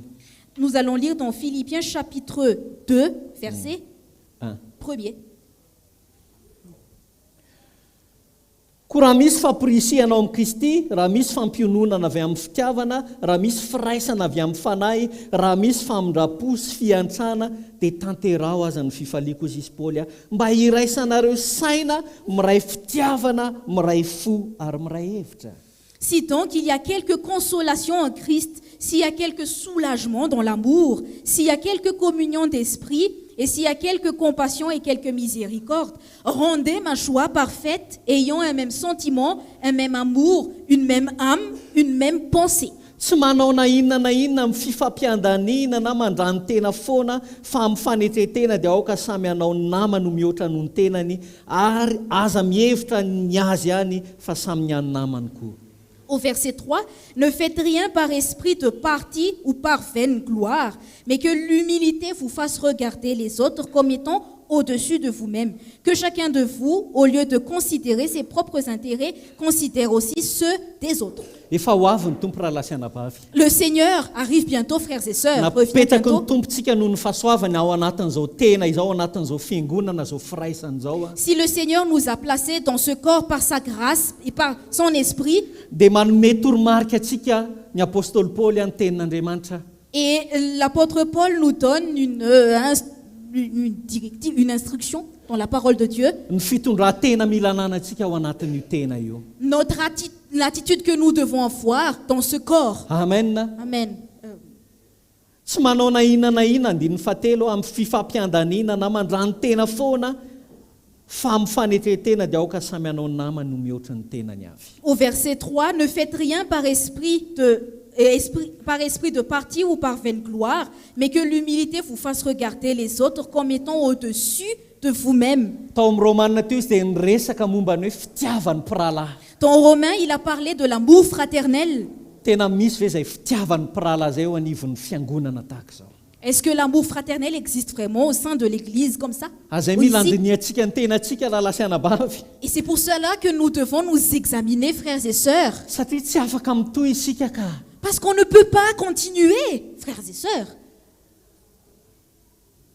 Raha misy zavatra eo anivon'ny fotsika tsapatsika araka ny fampirisihan'ny apôstôly Paoly. S'il y a quelque chose dans notre cœur, selon l'exhortation de l'apôtre Paul, Fifampiandanina, mandrany tena sy ny ambiny rehetra. s'il y a Andiny fahatelo. oui, si on fait les choses par esprit de parti ou par vaine gloire, ou il y a même l'orgueil, Na misy fahotana. ou même il y a un péché, Zay mahatonga ny Paoly nilaza teo hoe hozy izy hoe aoka hozy izy isika tena ifampirisika ny amin'izany. c'est pour cela que Paul a dit tout à l'heure que qu'on soit vraiment, qu'on ait les mêmes pensées. Amen. Amen. Ifampirisika ao anatin'izany toe-panahy izany. D'avoir les mêmes sentiments et d'avoir cet état d'esprit. Dia hozy izy hoe aoka hozy izy tsisy marary fa raha vao misy marary anankiray dia marary avokoa ny tena rehetra. Et que s'il y en a un qui souffre, tous les membres souffrent. Raha misy manota anankiray dia miaritra avokoa ny rehetra. S'il y en a un qui a péché, qui a chuté, tous devront persévérer dedans. Le marary tsy hoe maloto fo ihany, tsy hoe resaka hoe misy zavatra nandratra ny fonao akory. Quand on est malade, c'est pas juste qu'on a un cœur impur ou quelque chose nous a blessés. Fa marary dia mety ho resaka ireo zavatra tanisany, mety resaka fifampiandanina raha vao misy anankiray fotsiny. Mais quand il dit qui souffre, qui est malade, c'est peut-être une question d'orgueil. S'il y a toutes sortes de choses, Dia tsy afaka mandrosa ny tena. alors le corps ne peut pas avancer. Amen. Amen. Fa mila miray saina, miray hevitra Mais nous devons avoir les mêmes sentiments, les mêmes pensées, ao anatin'ny famarinana. dans la vérité. Amen. Amen. Tsika tsiraray avy dia manana antso. Nous tous ici, nous avons un appel. Nous sommes appelés. Tsika tsiraray avy. Chacun de nous, Hozy izy Paoly teo tao amin'ny Korintianina, Paul a dit tout à l'heure dans Corinthiens, samy hafa hozy izy ny tena rehetra. Samy hafa ny momba ny tena rehetra. alors les membres sont différents Fa dans ce ny tena corps, dia anankiray ihany. mais le corps est un. Amen. Amen. ka noho izany a reo momba ny tena reo ratsana tsirairay avy misy ozy izy a kely voninahitra kokoa. Donc tous les membres, il y en a qui sont moins honorables. Amen. Fa mila salama tsara daholo reo tena reo. Mais tous les membres doivent être en bonne santé. Ary ny tsirairay avy a dia manana andraikitra ahasalama ny tenany avokoa. Et chacun a la responsabilité pour que le corps soit en bonne santé. Mazava ho azy izy ny teny laza hoe ny kely voninahitra ozy izy dia omena rakofana voninahitra kokoa. Bien sûr, il a dit que ceux qui sont les membres les moins honorables, on les couvre de plus d'honneur. Fa ny ratsana rehetra dia manana antso. Mais tous les membres ont un appel. Ny antso ny ratsana rehetra L'appel de tous les membres, dia zao hoe ny tanan'izay firaisan'izay. Amen. C'est de conserver cette unité. Amen. Amen. Mitanan'izay firaisan'izay, mitahiry an'izay firaisan'izay. Notre appel, c'est de conserver cette unité. Ao anatinao raha raisika amin'ny tenantsika maha-olombelona fotsiny. En toi, si on considère notre corps humain, Raha marary ny atao inona ny tsy hita vokely ao ohatra hoe ny atinao ohatra. si tu as mal au foie, Za miteny aminao fa tsy tafitsangana eo ambony fandriana intsony ny vatana ray manontolo a. moi je vais te dire que tout le corps ne peut pas être debout. Raha nandeha ohatra zao ka voatonany ity ny akikely koa. Et si je marche et que mon orteil, mon petit orteil Ny a vatako rehetra été... tonga dia mipetraka etsy. c'est tout mon corps qui va chuter là-bas. Azay ny tian'Andriamanitra takarana hoe tsy afaka possible hoe ho eo amin'ny fiangonana antsika nefa ny sasany marary. C'est pour cela que c'est pas possible qu'on est au sein de l'église, il y a un membre qui est malade. Hoe teo voadona eo ny akikely fa zay lasa ihany ka. C'est ta faute si tu es là, nous on veut toujours avancer. Fa miara-marary io raha lasana Mais bavy. c'est tout le corps qui est malade, frères et sœurs. Tenin'Andriamanitra izany. Et c'est la parole de Dieu. No jerentsika ny Efesianina Allons lire dans Éphésiens ny amin'ny antsontsika tsirairay avy. pour notre appel à chacun de nous. Efesianina toko faefatra. Éphésiens chapitre 4, Mangataka amin'ny tompo mihitsy mba tena hanazavany fotsika ny tompo a. Andiny voalohany a, vakitsika tsikelikely ihany a. Efesianina toko faefatra ny andiny voalohany. Éphésiens 4 chapitre 1er. Ary noho izany a, izao izay mpifatotra noho ny amin'ny tompo dia mangataka aminareo mba handeha miendrika ny fiantsoana izay niantsoana anareo. Je vous exhorte donc, moi, le prisonnier dans le Seigneur, à marcher d'une manière digne de la vocation qui vous a été adressée. Manière digne ozy izy ho miendrika ny fiantsoana anareo. D'une manière digne de la vocation qui vous a Nantsona été ao amin'io adressée. tena io isika mila mandeha miendrika isika ao anatin'io tena io.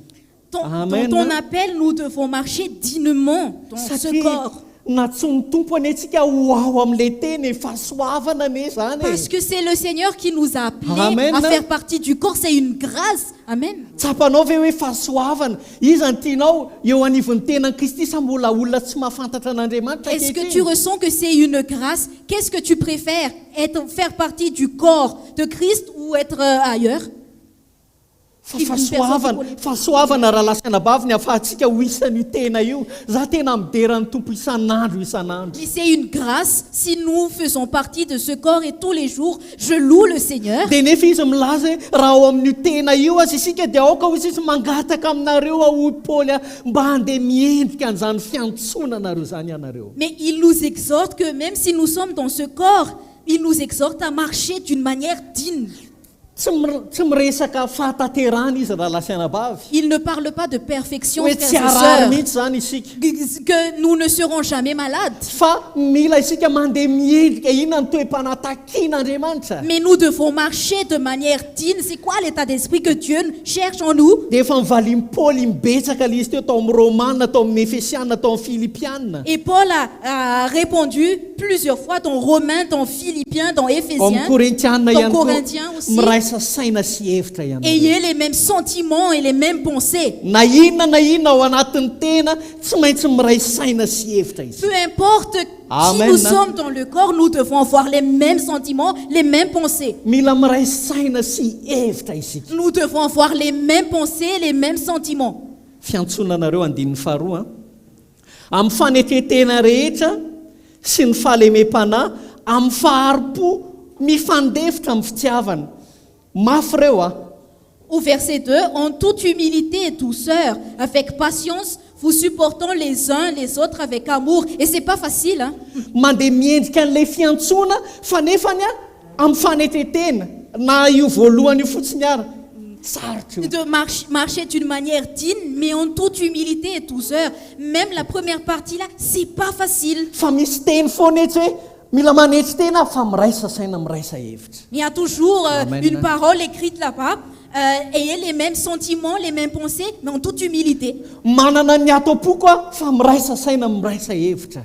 Moi, j'ai ma propre pensée dans mon cœur, mais ayez les mêmes sentiments et les mêmes pensées. Mety tafitoana fa miraisa saina miraisa hevitra. Peut-être que je chute, mais ayez les mêmes sentiments et les mêmes pensées. Raha ohatra ka ny voadona ny tongotro Si mon pied s'est cogné, izy ane marary fa ny tanako tsy marary e. c'est mon pied qui est malade, mais ma main n'est pas malade. Fa mila manao ezaka izy manino ho sitrana. Mais il doit faire l'effort pour être en bonne santé. Amin'ny fifandraisany amin'ny vatana rehetra amin'ny fanovozany hery amin'ny sela rehetra ilainy ahafahany masitrana azy. Dans sa communion avec tout le reste du corps, afin qu'il puisse être en bonne santé. Amen. Amen.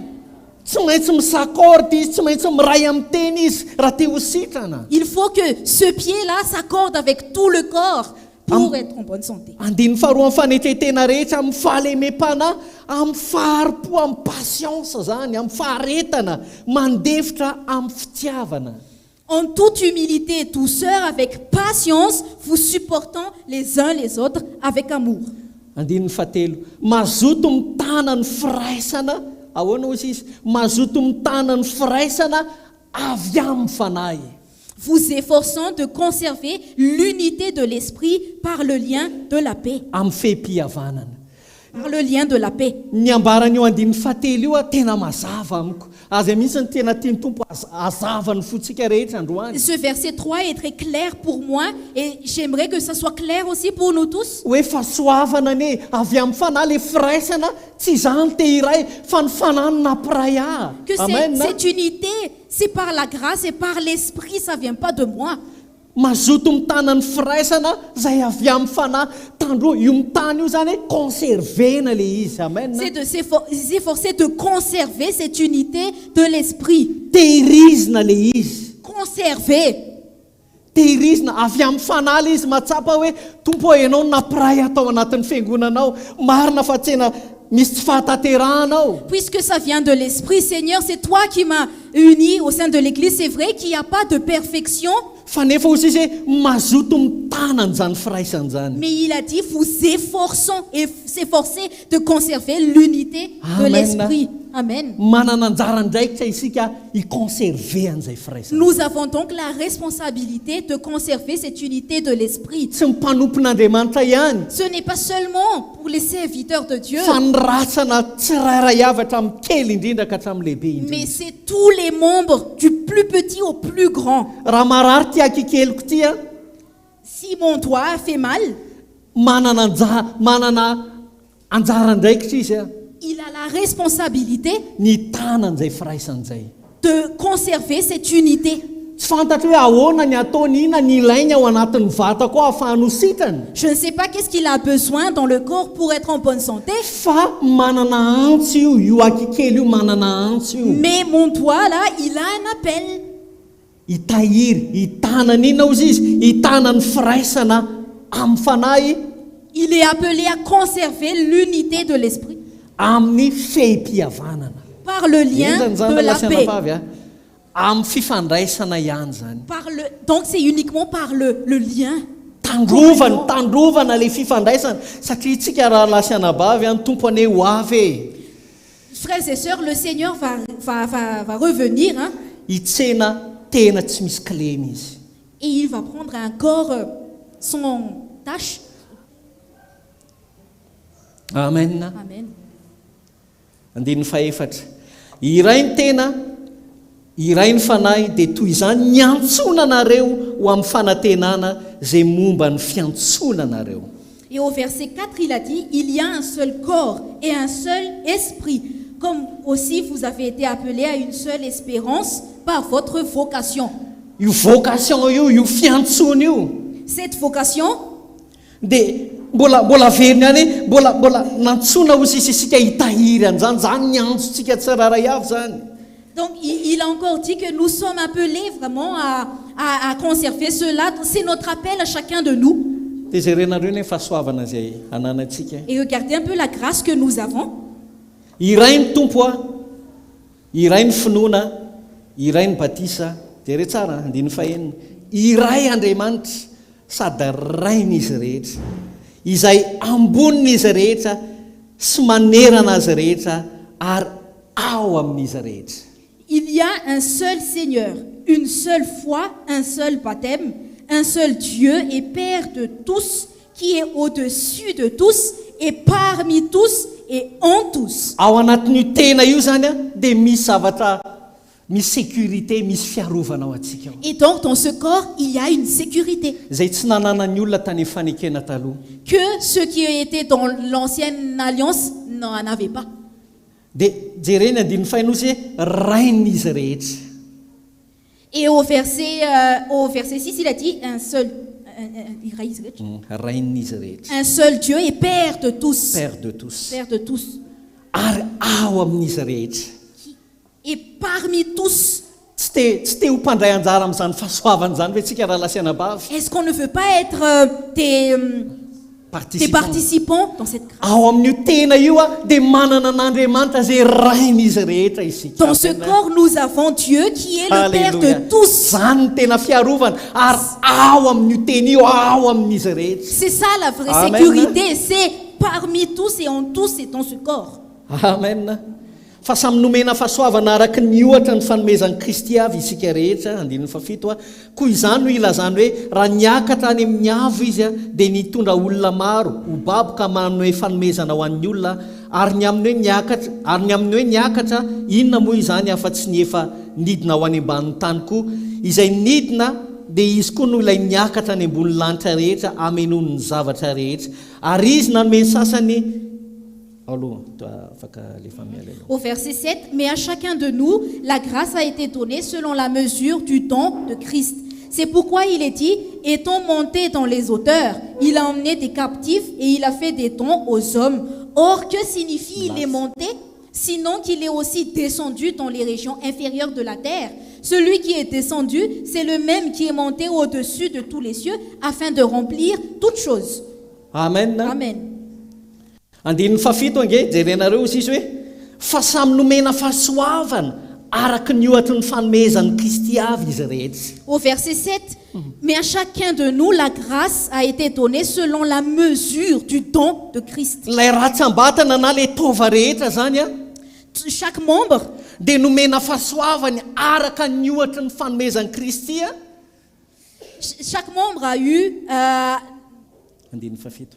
mais à chacun, oui, chaque de nous, la grâce a été donnée à chaque membre selon la mesure du don de Christ. Nomena azy sisy ny fanomezana afaka hitahiry an'izany araka ny fanomezana izay nomen'i Kristy araka ny don zany na ny fanomezam-pahasoavana nomen'Andriamanitra azy. Donc la grâce lui a été donnée selon la mesure du don que Jésus a donné, que Christ Amen. a donné. Amen. Ho fampandrosoana n'ilay tena avokoa zany rehetrarehetra zany. Pour faire avancer le corps. Amen. Dia eo amin'izay izy miresaka ny amin'ny mpanompon'Andriamanitra ny amin'ireo ministera andiny faraiky ambin'ny folo. Izy nanome sasany ho apôstôly, ny sasany mpaminany ary ny sasany ho evangelista, sasany mpianatra, sasany mpampianatra ho fanatanterahana ny olona masina ho amin'ny asa ny fanompoana amin'ny fiangonana ho amin'ny fampandrosoana ny tenan'i Kristy. Andiny fahatelo ambin'ny folo mandra-pahatonga antsika rehetra ho amin'ny firaisan'ny finoana sy ny fahalalana tsara ny zanak'Andriamanitra ka ho lehilahy lehibe mahatratra ny ohatra ny ahalehibe ny fahafenoan'i Kristy.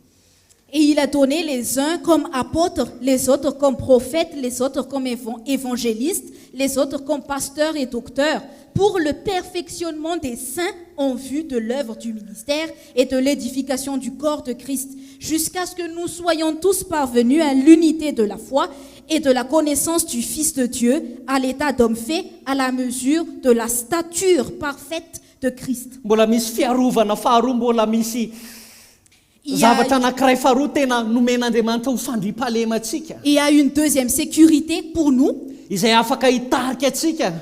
qui peut nous conduire, nomen'Andriamanitra atsika que Dieu nous a donné. dia nomen'Andriamanitra an'ireo asa fanompoana ireo ministera. Et Dieu nous a donné ces ministères. Izay a nomen'Andriamanitra andraikitra ihany koa izy ireo. Et ces ministères ont aussi une responsabilité que Dieu leur a donnée Hitarika atsika ao anatin'izany tena izany a. pour nous conduire dans ce corps Mba haninona ozy izy ho fanatanterahana ny olona masina andin'ny faharoamben'ny folo a. pour le perfectionnement des saints Ho amin'ny asan'ny fanompoana ho amin'ny fiangonana, en vue de l'œuvre du ministère ho amin'ny fampandrosoana ny tenan'ny Kristy. et de l'édification du corps de Christ. Ahoana Amen. ireo mpanompon'Andriamanitra eo dia natao na inona mitranga eo ilay firaisan-tsaina firaisana hevitra amin'ireo mpanompon'Andriamanitra. Donc ces serviteurs de Dieu, peu importe ce qui se passe, mais il y a cette même pensée avec les serviteurs de Dieu Ireo izay napetrak'Andriamanitra ho eo anoloantsika. que Dieu a placé devant nous.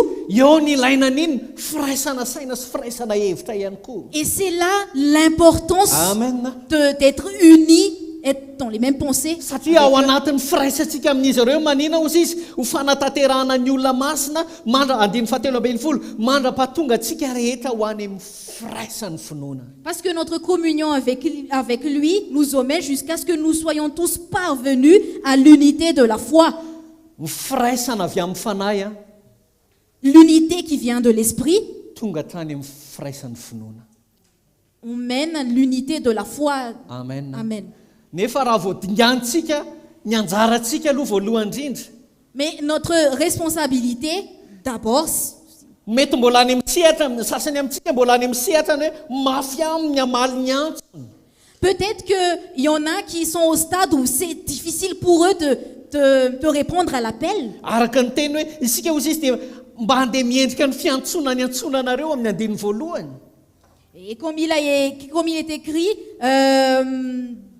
que nous sommes appelés à marcher de manière digne de la vocation qui nous a été adressée. Zay ny antsotsika amin'ny ratsambatanatsika amin'ny matenatsika. C'est ça notre appel en tant que membre du corps. Amen.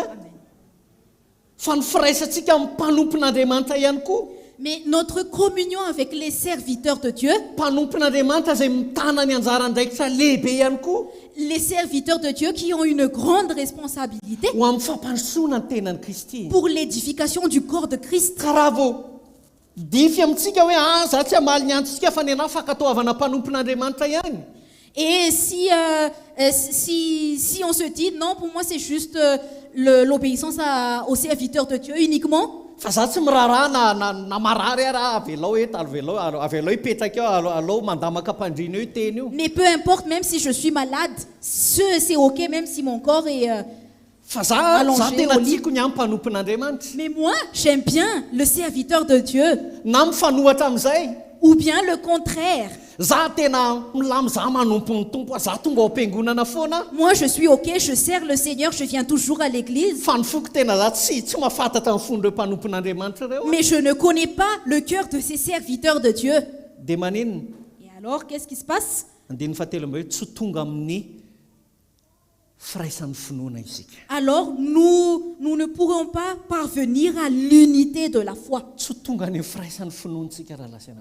Nous n'allons pas parvenir à l'unité de la foi. Tsy miresaka ny eto am-piangonana, Je ne parle pas au sein de fa l'église, miresaka ny fiangonana rehetra, ny kristiana rehetra amin'ny ankapobeny. mais je parle de l'église en général, des chrétiens en général. Betsaka ny olona mandringa ao anatin'izany sitrapon'Andriamanitra izany. Il y en a beaucoup qui boitent, qui boitent dans leur marche. Na tia ny antsony fantany miravoravo izy ao anatin'ny tenan'ny Kristy. Peut-être qu'ils aiment leur appel et ils sont dans la joie, dans le corps du Christ. Nefa anoany fantany ihany hoe misy tsy milamina ao anatin'ny fony na ahoana na ahoana. Mais quelque part, il ressent qu'il y a quelque chose qui ne va pas dans son cœur. Satria mety tsy miray amin'ny mpanompon'Andriamanitra ny fony. Parce que peut-être qu'il n'est pas uni, il n'est pas en communion avec le serviteur de Dieu. Na mifanohatra amin'izany Ou bien le contraire. izy tena tiany mpanompon'Andriamanitra, Il aime bien le serviteur de Dieu. tena mavita mamafa trano any amin'ny tranon'ny mpanompon'Andriamanitra. Il nettoie la maison du serviteur de Dieu. So dia inona ny etsenanao amin'ny pastera androany? Qu'est-ce que tu veux qu'on achète pour toi, pasteur? Vao mipotra any amin'ny varavarana tonga dia mitondra kitapo. Dès qu'on le voit, la porte, il ramène ça. Fa son izy cartable. maloto fo a.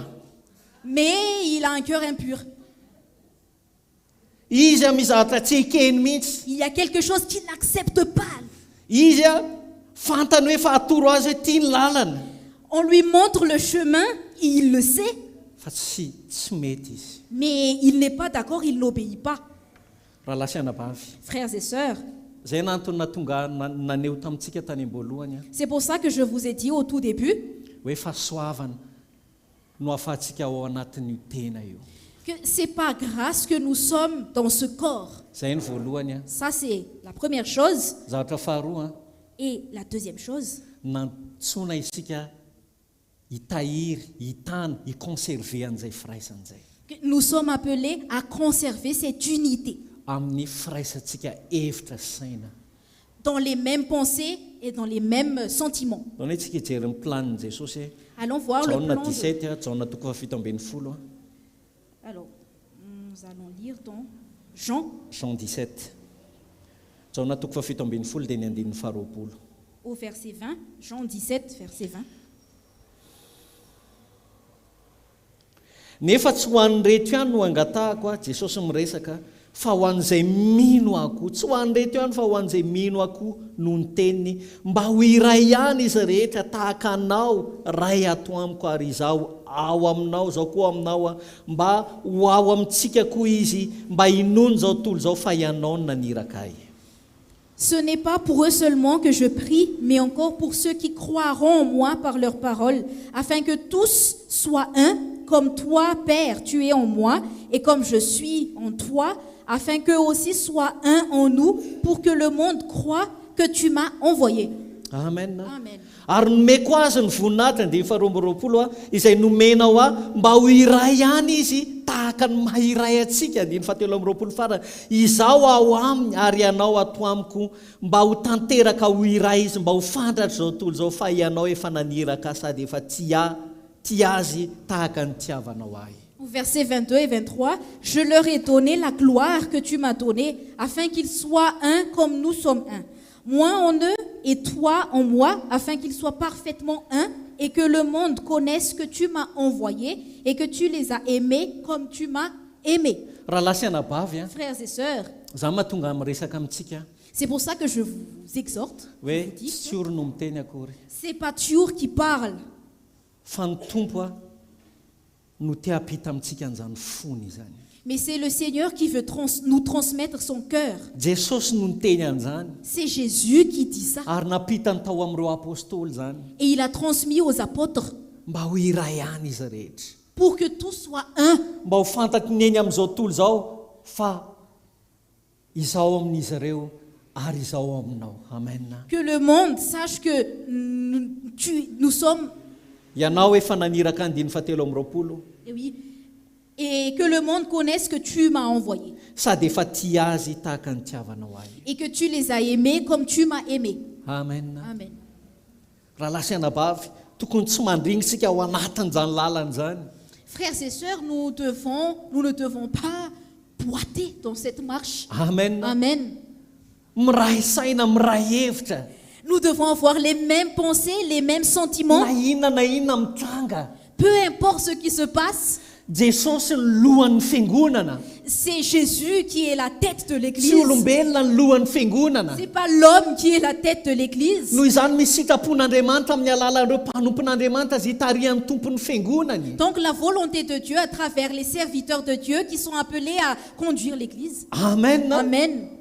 Ka noho izany mila miray saina sy hevitra isika na inona mitranga. Donc nous devons avoir les mêmes sentiments et les mêmes pensées, peu importe ce qui se passe. Manana ny fieverako manokana, ny opinionako manokana, Moi j'ai ma propre opinion, fa inona ny ao am-pon'Andriamanitra. mais qu'est-ce qu'il y a dans le cœur de Dieu? Satria Jesosy ny lohan'ny fiangonany. Parce que c'est Jésus qui est la tête de l'Église. Ary eo ny mpanompon'Andriamanitra Et il y a les serviteurs de zay Dieu toloran'i Jesosy ny sainy. où Jésus a transmis ses pensées. Amen. Mais tsy mifanaraka amin'ny saiko zany, tsy mifanaraka amin'ny hevitra zany. Peut-être que c'est pas en accord avec ma pensée, Kanefa sitrapon'Andriamanitra. mais c'est la volonté de Dieu. azay no mahatonga antsika hoe eo amin'ilay nampidirany efesiana toko faefatra teo ny amin'ireo asa fanompoana ho an'ny fanatanterahana ny olona masiny. Et tout, comme ce qui a été dit dans Éphésiens 4, il y a les cinq ministères pour l'édification de l'Église, ho an'ny fampandrosoana ny tenan'ny Kristy. pour l'édification du corps de Christ. Amen. Dia eo ireo mpanompon'Andriamanitra Alors il y a les serviteurs de Dieu izay mialoha lalana antsika. qui nous devancent. Men'Andriamanitra ny saina ho an'ny fiangonany.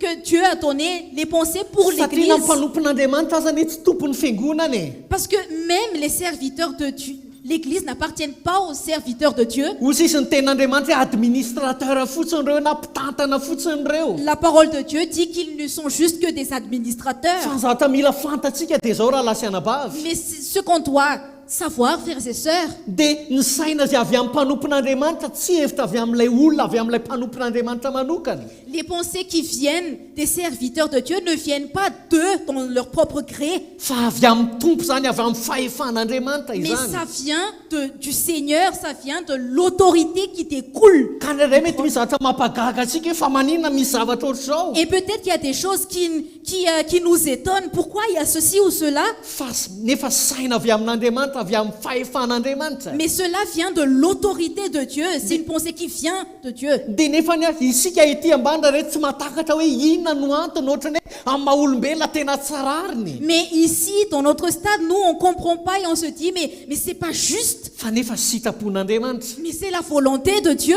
Ary eo ny challenge Et il y a un vrai challenge. sy ny fanamby. Il y a un challenge, un défi. Ny fanamby dia zao hoe ny raisana saina sy hevitra satria avy amin'Andriamanitra izy. Le défi, c'est d'avoir les mêmes pensées, les mêmes sentiments, parce que ça vient de Dieu. Amen. Amen. Fanamby zany raha lasianabavy. C'est un challenge, frères et Fa sœurs. nefa ohatr'izany no ahafahan'ny tenan'ny Kristy manino mandroso. Mais c'est à cela que le corps de Christ puisse pour être édifié. Tsy mifanaraka amin'ny hevitro C'est pas selon mes pensées. dia nanontany mpanompon'Andriamanitra aho Et je vais demander à un serviteur de Dieu. nazavaina tamiko ny sitrapon'Andriamanitra. On m'a expliqué la volonté de Dieu. Omboako ny fahalalako rehetra, ny Je opinionako rehetra, crucifie toutes mes opinions dia misakorde amin'ny mpanompon'Andriamanitra aho et je m'accorde avec le serviteur de Dieu dia mandroso ny tenan'ny Kristy. et le corps de Christ est édifié. Amen. Amen. Mandroso ny tenan'ny Kristy. Le corps de Christ est édifié. Zany ne zavatra nisanga tao amin'ny Korinthiana andao nefa vakitsika. Et c'est ce qui s'est passé à Corinthe, nous allons lire. Fahazavana anisan'ny voaraiko ary tena nakasika ty tamin'ny alalan'ny saine doctrine. Et ça m'a tellement éclairé à travers la sainte doctrine. Korinthiana voalohany toko fadimy ny andinin'ny voalohany. 1 Corinthiens chapitre 5 verset 1er. Dia zao no lazainy. Efa re marina fantatsika ty tantara ty satria nisy fijangatsangana teo anivon'ny fiangonana. Nous connaissons cette histoire parce qu'il y avait une débauche au sein de l'église. Efa re marina fa misy fijangatsangana ty aminareo hoe ny fijangatsangana zay tsy misy tahaka azy na dia any amin'ny gentilisa aza fa ny anankiray manabady ny vadiny rainy ary anareo indray va no mirehare ka tsy mampalahelo anareo akory zany mba esorina tsy ho ao aminareo ilay nanao zany zavatra zany fa izao na dia tsy teo aza ny tenako teo ihany ny fanahiko dia efa ny tsara sady ilay nanao toy izany tahaka ny teo ihany aho. On entend dire généralement qu'il y a parmi vous de la débauche, et une débauche telle qu'elle ne se rencontre même pas chez les païens. C'est au point que l'un de vous a la femme de son père, et vous êtes enflé d'orgueil, et vous n'avez pas été plutôt dans l'affliction, afin que celui qui a commis cet acte soit ôté du milieu de vous. Pour moi, absent de corps mais présent d'esprit, j'ai déjà jugé comme si j'étais présent celui qui a commis un tel acte. Amen. Nisy fijangatsangana tsy nanao ininy reto Korinthiana reto. Il y avait une débauche et les Corinthiens n'étaient pas dans l'affliction. Fa mpanompon'Andriamanitra zay anadinan'Andriamanitra ny ran'ireo olona reo. Mais les serviteurs de Dieu, où Dieu va demander le sang de ces personnes. Andriamanitra tsy hoe raha mangina ny fiangonana dia ohatrany hoe d'accord zany Andriamanitra. Tsy hoe raha tsy miteny ny fiangonana na ohatrany hoe tsy manao inina ny fiangonana. Si l'Église ne fait rien, c'est pas. Cela ne veut pas dire que Dieu est d'accord. Amen. fa anoany izy tsy maintsy manaita ary ny arary ny fon'Andriamanitra pitany ao amin'ireo mpanompon'Andriamanitra. Mais quelque part, il interpelle et il transmet son cœur à travers les serviteurs de Dieu. Azay mahatonga Paul miresaka hoe reko fa misy jangajangana ao aminareo. Et c'est pour ça que Paul a dit qu'il y a parmi vous de la débauche. Fa nefa nareo indray no mirehareto tsy manao ininona ianareo. Mais vous êtes enflés d'orgueil et vous n'avez pas été dans l'affliction. Marary ve ny tena Le corps est mal dia tsy mataitra anareo akory zany. et ça ne vous fait rien du tout. Tsy mandroso ny tena Le corps n'est pas édifié dia tsy mampaninina anareo et zany. vous n'êtes pas dans l'affliction. Rahalahy sy anabavy, Frères et ny sœurs, mpanangy kristianina amin'izao vaninandro farany zao a l'état du cœur du chrétien dans ces derniers temps, dia ohatr'izany matetika. parfois c'est comme ça. Samy manana ny azy. Chacun dans son... Fa ao amin'ny ara-panara lahy sy anabavy a Mais dans l'esprit, frères et sœurs, tsy mandeha ny tenan'ny Kristy. le corps de Christ n'est pas édifié. Azay no antony isaorantsika ny tompo satria nanome antsika mpanompon'Andriamanitra ny tompo a. Et c'est pour ça que nous remercions le Seigneur parce qu'il nous a donné son serviteur Afaka anaitra atsika. qui peut nous interpeller, Hiteny amintsika hoe marary ane ny teny e. qui nous dit que le corps est mal, le corps est malade. Dia jerenareo ny zavatra fanapa-kevitry Paul eto. Et regardez la décision de Paul. Fa izao andininy fahatelo, fa izao na dia tsy teo aza ny tenako, tsy teo Paul tamin'io fotoana io. Nefa teo ihany ny fanahiko. Dia efa ny tsara sady lainanao toy izany a tahaka ny teo ihany ao andininy faefatra amin'izay. Amin'ny anaran'i Jesosy tompontsika, rehefa tafangona ianareo sy ny fanahiko mba han'ny herin'i Jesosy tompontsika, anolotra izany anankiray izany ho an'ny Satana hanimbana ny nofo mba hamonjena ny fanahy amin'ny andron'i Jesosy tompo. Diny faefatra sy ny fahadimy fotsiny vakina miana. Au nom du Seigneur Jésus, vous et mon esprit étant assemblés avec la puissance de notre Seigneur Jésus, qu'un tel homme soit livré à Satan pour la destruction de la chair, afin que l'esprit soit sauvé au jour du Seigneur Jésus. Hitanareo fanapa-kevitry Paul io a? Vous voyez cette décision de Paul? Io ilay fanapa-kevitra indraindray tsy takatra ny sain'ny fiangonana. C'est ça, c'est la décision que l'Église ne comprend pas. Io a lay mila iraisana saina hoe aiza iny avy amin'ny tompo, mety tsy mazava ianao, manontany mpanompon'Andriamanitra ianao, dia rehefa azavaina aminao izao ny sitrapon'ny tompo C'est a. à cela qu'il est important d'être en communion avec les serviteurs de Dieu. Peut-être que c'est pas clair pour toi et tu t'approches des serviteurs de Dieu et on te montre le chemin. Fa rehefa fantatra amin'izay sitrapon'Andriamanitra, Mais quand tu connais la volonté de Dieu, nampafantarin'ireo mpanompon'Andriamanitra anao a, les serviteurs de Dieu t'ont fait connaître la volonté dia de Dieu. misakorde ianao. Alors tu t'accordes. Amen. Amen. Miray saina ianao, miray hevitra ianao, Tu es dans tu as les mêmes sentiments et les mêmes pensées satria ho que fampandrosoana ny tenan'ny Kristy. pour l'édification du corps de Christ. Mbola verika any satria tsy hevitra avy amin'ny mpanompon'Andriamanitra Je izany. répète encore, c'est pas une pensée qui vient du serviteur de Renareo Dieu. fanapa-kevitra teto andininy fadimy, anolotra an'izany anankiray izany ho an'ny Satana ny mbana ny nofo a, fa ny tanjona kosa mba hamonjena ny fanahy amin'ny andron'i Jesosy tompo. Vous voyez la décision, chapitre 5, qu'un tel homme soit livré à Satan pour la destruction de la chair, afin que l'esprit soit sauvé au jour du Seigneur Jésus. Ohatrany tsy mpanompon'Andriamanitra anolotra ny olona amin'ny Satana hony. On aurait dit que c'est pas un serviteur de Dieu parce qu'il va livrer à Satan. Fa za mino a, Mais moi, je crois. fa voalanjan'ny Paul tsara ny avesatra ny teniny sy ny alaliny. Il a bien mesuré la profondeur de sa parole. Amen. Amen. Ary tsy niteny tamin'ny fihetsepoana fahatezerany Paul Et teny. il n'a pas parlé avec ses sentiments ou par colère. Anolotra ny anankiray ho an'ny Satana. Livrer un tel homme à Satan. Mafy zany eritreretenao fotsiny tenenina an'izany hoe anolotra ny anankiray amin'ny Satana. Zao ry fiangonana anolotra an'izany anankiray izany ho an'ny Satantsika. C'est pas facile, hein? Imaginez que, voilà, on vous dit, bon, on va livrer un tel homme à Satan. Hein? Gama manomboka amin'ny kanto dia andao hivoaka le hafa ohatrany tsy milamina zany. Ah, bah, quand on va dire à Léa, on va sortir parce que c'est pas bon du tout. Dia nefa jerena lazain'ny Paoly eo amin'ny andininy faefatra. Mais regardez ce qu'il dit au verset 4. Amin'ny anaran'i Jesosy tompontsika. Au nom du Seigneur Jésus. Mba ho marina tsara hoe tsy avy amin'ny Paoly Que ça vient pas de Paul. izany hevitra izany. Cette idée ne vient pas de Paul. Hoy sisy hoe rehefa tafangona ianareo sy ny fanahiko. vous et mon esprit étant assemblés. Amen. Amen. Tavangona ny fanahiko sy ny fanahinareo.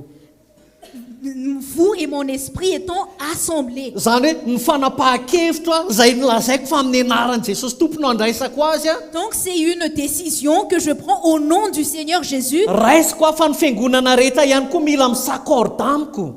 Et donc toute l'Église devrait s'accorder avec moi Fa hanolotra an'izany anankiray izany ho an'ny Satana isika rehetra. qu'on va livrer cet homme à Satan. Nous tous. Enjany zany raha Et lasiana c'est bavy. pas facile, frères et sœurs. Hanolotra an'izany anankiray izany. Ohatra hoe ohatra somary extrême kely ny raisiko. Je vais donner un exemple un peu extrême. Ty ohatra ity ka. Ah, cet exemple. Mba ahafahantsika mahatakatra ny hoe ndraindray misy fanapahan-kevitra tsy takatra ny saintsika. Pour que nous comprenions que parfois il y a des décisions qu'on ne comprend pas. Fa mila miray hevitra isika, miray saina isika. Mais nous devons nous accorder, avoir les mêmes pensées. Ary fanampy io, défi io. Et c'est un vrai défi, un vrai Ny challenge misakordà amin'ny mpanompon'Andriamanitra. de s'accorder avec les serviteurs de Satria Dieu. ireo no administrateur ny fiangonan'Andriamanitra. Parce que c'est eux qui sont les administrateurs de l'Église. Hoy izy ny tenin'ny tompo hoe mpitatana ny fiangonan'ireo a. La parole du Seigneur dit ce sont les administrateurs de l'Église, Fa tsy an'ireo ny fiangonana. mais l'Église ne leur appartient pas. Fa ny raha ny fiangonana kosa dia adinina amin'izy ireo. Mais le sang de l'Église, on va leur demander. Tena mafy Le an'izany. sang de l'Église, c'est pas facile. Mafy an'izany raha lasiana bavy. Eh, frères et sœurs, c'est pas facile. Hein? Izay mahatonga ny Paoly apôstôly a Et c'est pour ça que l'apôtre Paul, tena sarotiny amin'ny tokony ho fitondran-tena ny kristianina. il est vraiment très concerné dans l'attitude.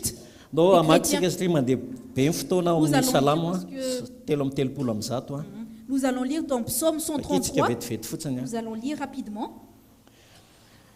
Au verset Fira- 1er. Firana fiakarana nataon'i Davida andiny voalohany fotsiny vakitsika. Endre a tsara sady mahafinaritra raha ny mpirahalahy no miara-moniny. Cantique des degrés de David. Voici, oh, qu'il est agréable, qu'il est doux pour des frères de demeurer ensemble. Tiatsika mihira an'io hira io. Nous aimons bien chanter ce chant. Sady firana fiakarana ihany moa ty chant de monté ozy izy ny teny frantsay a. Oui, parce que c'est un cantique des degrés, un chant de montée. Amen. Oui. Dia ozy izy hoe endre mizara telo izy io tsara Il s'est divisé en trois. Qu'il est agréable, sady mahafinaritra qu'il est doux raha ny mpirahalahy no miara-moniny. pour des frères de demeurer ensemble. Fa mafy io. Mais c'est pas facile. Amen. Amen, amen. Eo amin'ilay hoe tsara aloha Là, quand il dit il est agréable, mahafinaritra ny fiarahana, misy fety, ho avy zao ny faran'ny il taona. est doux, il y a une fête, la fin d'année va arriver, Miaraka on misakafo, va manger ensemble, misy fiombona amin'ny mpirahalahy. il y a une communion fraternelle. Dia ozy izy hoe sady mahafinaritra, Mais il a dit qu'il est agréable, il est doux, mahafinaritra il est agréable. no miaraka mafantatra olona, mafantatra lasiana bavy, mahafinaritra mafantatra olona. Qu'il est agréable de connaître les frères et les sœurs, de demeurer ensemble. Raha ny mpirahalahy ozy izy no le fanampy farany miara-monina. Et le dernier challenge, c'est que pour des frères, de demeurer ensemble. Amen. Amen. Miara-mipetraka zany. D'être ensemble, de demeurer ensemble. Mifankafantatra, De se connaître, mifananatra. de s'exhorter. Amen. Sarotra raha lasiana bavy. Et c'est pas facile, frères et sœurs. Fa nefa antsotsika tsiraray avy ny hampandrosin'ny tenan'i Kristy. Mais c'est notre appel à chacun de nous pour l'édification du corps de Christ. Amen. Amen. Amaranako azy a. Et pour finir, Zay mila azontsika anatin'ny fotsika androany. nous devons comprendre cela dans nos cœurs. Ary mialohan'ny fiavian'ny tompo, Et avant l'avènement du Seigneur, mino fa fantatra hoe zay ny tenako hoe na izao aza je crois que même quand je dis que même moi-même, fanamby le izy. c'est un challenge. Fa mila miara-monina isika. Mais nous devons demeurer ensemble. Raha mananatra anareo, Si on vous exhorte, reprend Et si on vous reprend, dia afaka misakorde ny fo na ahoana na ahoana ary zay io miara-monina iny et on peut s'accorder, peu importe ce qui se passe, c'est ça, demeurer ensemble. ary tsy eo amin'ny mpanompon'andriamanitra sy ny fiangonana ihany Et c'est pas seulement au niveau des serviteurs de Dieu et de l'Église, fa eo anivontsika rehetrarehetra mais au sein de nous tous. amen Amen. mila tena mandroso amin'izany isika Nous devons avancer dans cette satria direction. ao amin'ny fanahy tsy fantatro Parce- anjarantsika tsiraray avy ny mandinika Parce que dans l'esprit, je ne sais pas, mais c'est à nous de nous examiner. mety misy efa titolany teo manao kitsoka Peut-être que pour les autres, cette partie de l'os est déjà craquée. fa ohatrany hoe tsy maninona io e Et comme si, non, c'est OK. fa mila averintsika mahitsy le izy Mais il faut redresser ça droitement na hanitsitsika amin'ny fotsika aza eo anatrehan'ny tompo pour avoir un cœur droit devant le Seigneur. amen Amen. mandeha amin'ny famarinana De marcher dans la vérité. zay ny tompo amintsika hoe amin'izao vaninandro farany zao a Et le dernier message que le Seigneur veut nous transmettre, c'est qu'en ces derniers temps, mila mandeha amin'ny famarinana isika nous devons marcher dans la vérité, ao anatin'io tena io dans ce corps. atsany dia averiko fanontelony hoe disy fanantenantsika amin'ny fiavian'ny tompo Et sinon, je vais répéter une troisième fois que nous risquons d'être déçus à l'avènement du satria Seigneur. tsika tsiraray avy no manana antsony tsiraray avy ny tena ny ratsanna tsiraray avy Parce que chaque membre a un appel du Seigneur. raha natsony ianao ahitsy a tokony mandeha amin'ny fahitsiny ianao Si on t'appelle à marcher droitement, tu dois marcher de manière... fantatrao fa marary ianao mila manitsy ny tenanao ianao Tu sais que tu es malade, alors c'est de ta responsabilité. mety iaona ianao mpanompon'andriamanitra teniteny ianao hoe tena mafy Peut-être que tu vas rencontrer les serviteurs de Dieu, tu te dis, c'est pas facile. fa zao ny teneniko anareo raha lasianabavy a Mais voici ce que je vais vous dire, frères et mafy le izy sœurs. a C'est pas facile, hein. mafy c'est dur C'est dur. fa nefa ny conscient nina moa zany fiteny azy ny fieritreretanao Mais la voix de notre conscience, miteny fa sitrapon'andriamanitra izany la voix de notre confiance nous dit que c'est la volonté de Dieu. fandraindray ny avonavotsika Exactement. Mais parfois notre orgueil, no mahatonga atsika tsy handroso c'est notre orgueil qui nous empêche d'avancer. Exactement. dia mandroso ny tena tsy mandroso ny tenan'i kristy Et alors le corps du Christ n'est pas édifié. andiny farany vakitsika tonga dia vakiko aingana fotsiny le izy a telo farany a satria tsy afaka mivalapatra be intsony moa Je vais lire rapidement un dernier passage. efesiana toko faefatra andiny faharoapolo Éphésiens chapitre 4, verset combien? 20 Verset 20. efesiana 4:20 jerenareo tsara ty fanambarany ty Regardez bien cette révélation. andiny faefatra amby roapolo hoe aloha tsy vakitsika ntsony ny roapolo sy ny ambiny mba ho tafianareo ny toetra vaovao izay noforonina araka an'andriamanitra amin'ny fahitsiana sy ny famasinana momba ny fahamarinana Au verset 24. Et à revêtir l'homme nouveau, créé selon Dieu dans une justice et une sainteté qui produit la vérité.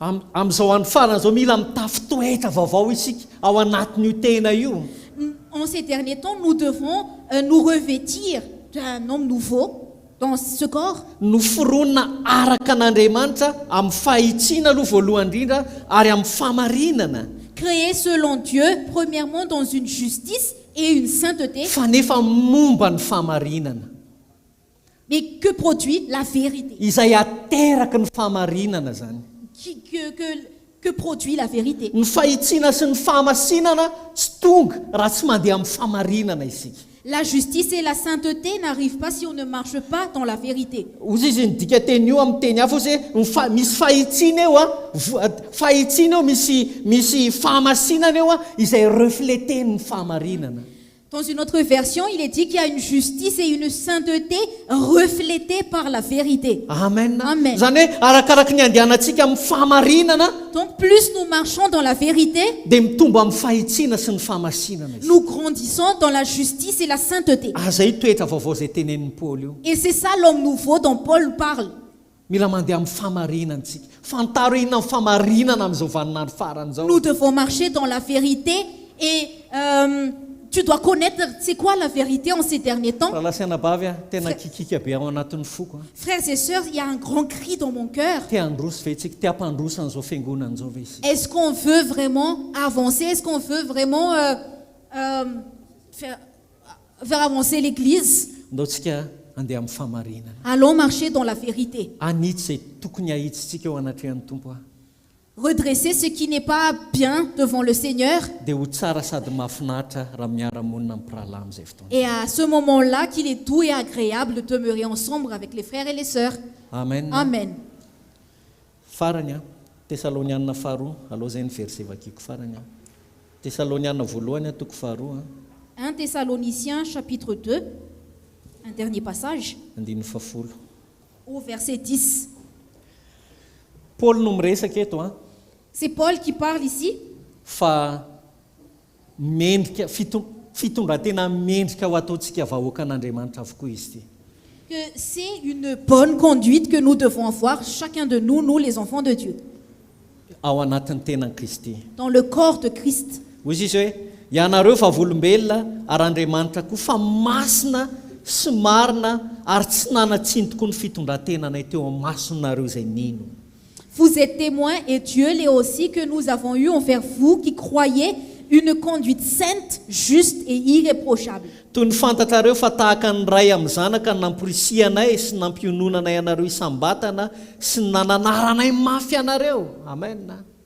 Vous savez aussi que nous avons été pour chacun de vous ce qu'un père est pour ses enfants, vous exhortant, vous consolant, vous conjurant de marcher d'une manière digne de Dieu. mba handehananareo miendrika an'Andriamanitra zay niantso anareo a ho amin'ny fanjakany sy ny voninahiny Vous conjurant de marcher d'une manière digne de Dieu qui vous appelle à son royaume et à sa gloire. manana zay fitsona vavolombelona zay daholo ve tsika eto samy aniana an'izany ve isika Est-ce que chacun de nous, nous avons ce témoignage? tsy miresaka hoe voaratra na inona ny resaka Je ne parle pas d'être Na hoe blessé ou ota. quoi que ce soit, ou bien des iniquités, fa ilay toe-panahintsika no eo anatrehan'Andriamanitra mais c'est notre état d'esprit face à aussi à Dieu ao amin'ny fanaovana ny sitrapon'Andriamanitra pour faire la volonté de Dieu. hoe na mafy aza tompo mahandry ny fieritreretako fa nanao ny sitraponao a Que même si c'est pas facile, mais ma conscience est pure. hitanareo Pourquoi j'ai lahasiana fait ta bavy volonté, a vous voatery voyez, anitsy ny frères et fotsika ihany koa ane isika Nous ne sommes pas obligés de manitsy ny fo nous ne sommes pas obligés de redresser notre cœur. fa mety afaka isika eo anatrehan'ny tompo Mais devant le Seigneur, nous pouvons tena mitondra ny azo fizalentsika isika porter notre croix satria te hampandrosan'ny tenan'i Kristy a parce qu'on veut édifier le corps de Christ. ary zay io témoignage ny Paoly eto amin'ny andinin'ny fafolo io Et c'est ça le témoignage de Paul au ny verset 10. fieritreretany tsisy miampangaza ny fieritreretany Sa conscience Le ne condamne. l'accuse pas, ne Oui. le condamne pas.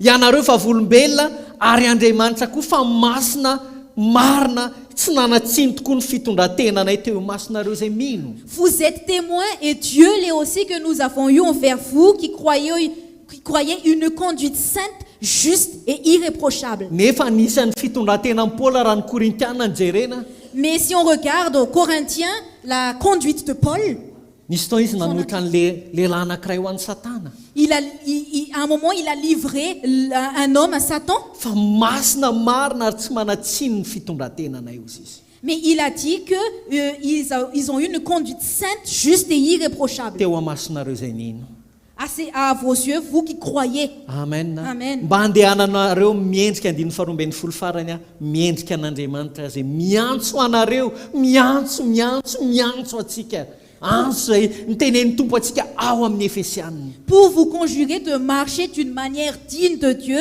qui vous appelle à son royaume et à sa gloire. Son appel comme il a dit aux Éphésiens, amen Amen. amin'ny fanjakany sy ny voninahiny dans son royaume et à sa gloire. tapitra ny fotoana ndotsika hitsangana androany Nous allons nous lever aujourd'hui. Amen.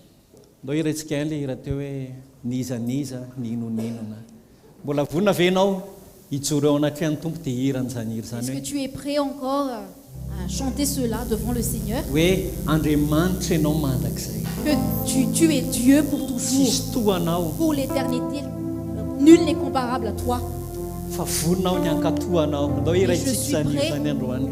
de t'obéir. Alléluia. Merci miale. Thank Jesus. Alléluia. Alléluia. Ndao iran'izany amin'ny finoantsika androany.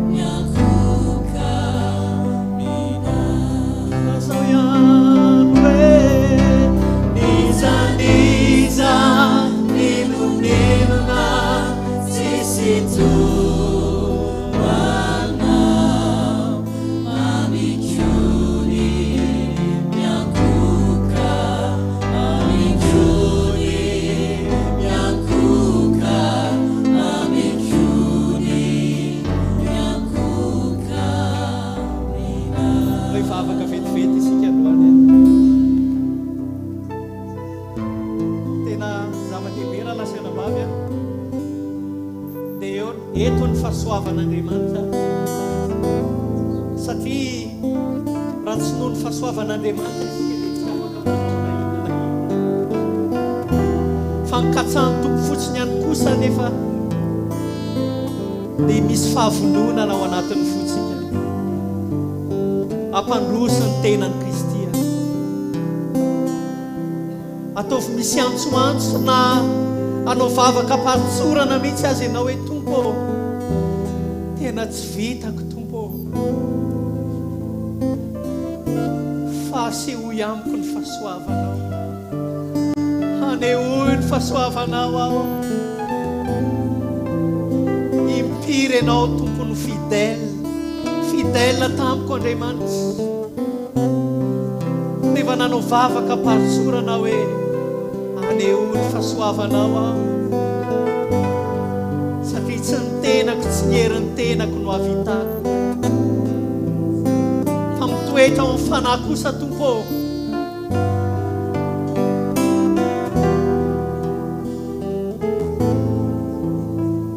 Dia mangetaeta ao anao an'izany. Misy amintsika eto indraindray mety mivady zay andefimandrotsika mihitsy no ananatsika clé mandraindray, na ny zanatsika ihany koa. Mety misy ihany koa ny sasany anatina ota tanteraka. Impiry ny tompony efa mi-interpelle atsika, impiry ny tompony efa miantso atsika, manaitra atsika. Tsy mety isika. Ndao ninona zavatra mitondra cléma eo anivon'ny tenan'i Kristy. Manana antso isika araka lazain'ny bokin'ny Efesiana teo. Manana antso isika tsiraray avy, ary aleo mamaly ny antson'Andriamanitra ety an-tany raha lasa anabavy. toy izay rehefa ijoro eo anolohan'ny fiandrianan'Andriamanitra isika dia hozy izy ny apôstôly Paoly hoe ny fampiapanga ny fieritreretany, ny fieritreretany ihany no ny apanga azy. Ijoro eo amin'ny fiandrianan'Andriamanitra isika.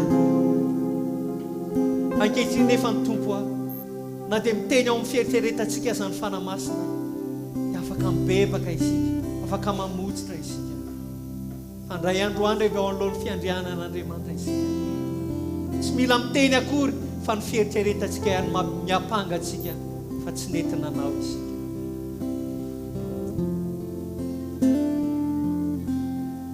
Alleluia, alleluia. Niza ninona sisi tu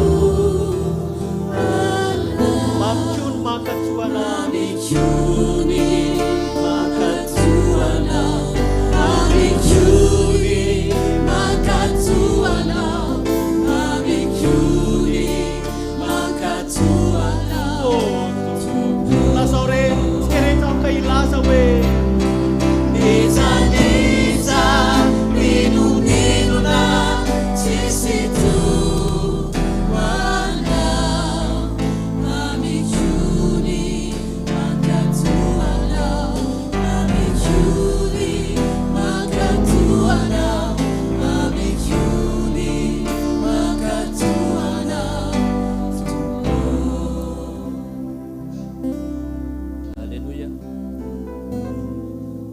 Teny tamintsika ny tompo tamin'ity maraina ity.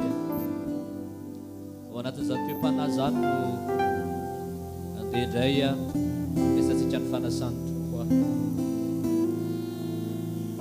Samy mahafantatra ny amintsika tsika tsiraray avy. Tsy hiteny zavatra betsaka androany fa fantatra hoe eo anatrehan'ny tompo isika mba lalany amintsika tsiraray avy. Eto anoloantsika amin'ity maraina ity ny mofo izay tandidon'ilay tenan'i Kristy sy ny kapoaka ilay tandidon'ilay ran'i Kristy. Mbola fatsika indray tena mbola manamafy ao anatsika ao. Mety betsaka ny zavatra mbola mila tena hoe andavatsika ny tenatsika sy tondratsika ny azo fijalian'ny tompo. Ndao hanamafy an'izany isika amin'ny firaitsika latabatra aminy amin'izao maraina izao. Ka raha hinana ny mofo isika androany na hisotro ny kapoaka dia tsy hinana an'izany amin'ny fahazarany fa teny tamintsika ny tompo, nanambarany sitrapony ny fony tamintsika ny tompo tamin'ity androany ity, ary tena fahasoavana lehibe zany rahalahy sy anabavy. Mbola afaka mitoetra eo amin'ny fanatrehany dia mandre ny fony satria izay tokoa Andriamanitra rahalahy sy anabavy. Ny planin'Andriamanitra dia ny fiangonana isika izao. Izay ny planin'Andriamanitra, tsy misy akoatran'izany. Ary tena tiany tompontsika tena iray tanteraka amin'ilay tenan'i Kristy. Ka androany andeha tena andrain'ny fanasan'ny tompo isika amin'ilay fo izay tena ao anatsika ao. Tena mangetahita hoe tompo, mety misy zavatra foko be da be ny zavatra mety mbola tena hoe hitondra ny azo fijaliako amin'ity fotoana androany ity. Fa raha hinana ny mofo sy sotro ny kapoaka androany dia tena iombona amin'izay fahafatesanao zany. Dao tsika androso ety anoloana dia andray ny kapoaka sy ny mofo amin'izao fotoana izao.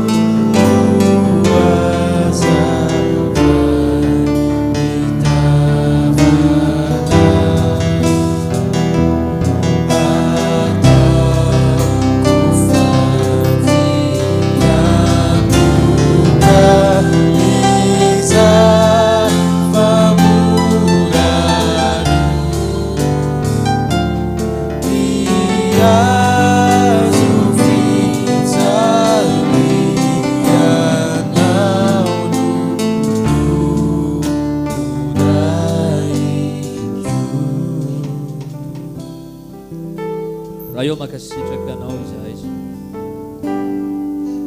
sotrany amin'ny fahasoavana tena zany tokoa tompo hoe tena fahasoavana matoa mbola afaka miala-tabatra aminao izahay amin'ny tsy maraina ity tena tsapanay tokoa ilay fonao Andriamanitra tena tsapanay ilay fitiavanao anatinao zay miantso anay hatrany hatrany zay mitarika anay hatrany hatrany zay miteny aminay hatrany hatrany zay manambara ny fonao aminay tsy maraina ity dia mbola omeno fahasoavana zay afaka miray amin'ilay fahafatesanao izay marina tokoa tena tsy mora tompo mety sarotra fa zay ny fahasoavana zany tompo zay mbola asehonao amin'izao vaninandro izao mbola tsy tonga eny amin'ny raha ho an'lanitra fa ho avy ianao fa mbola manome an'ity fotoanandroany ity ianao Andriamanitra ray ahafahanay tompo tena miray amin'izany fahafatesanao izany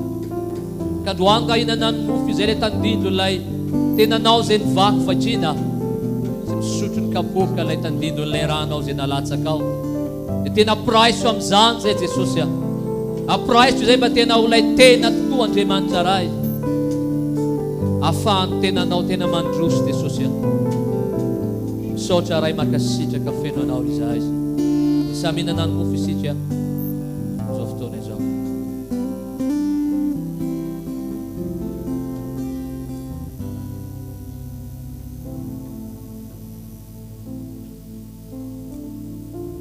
dia sa misotro ny kapoka isika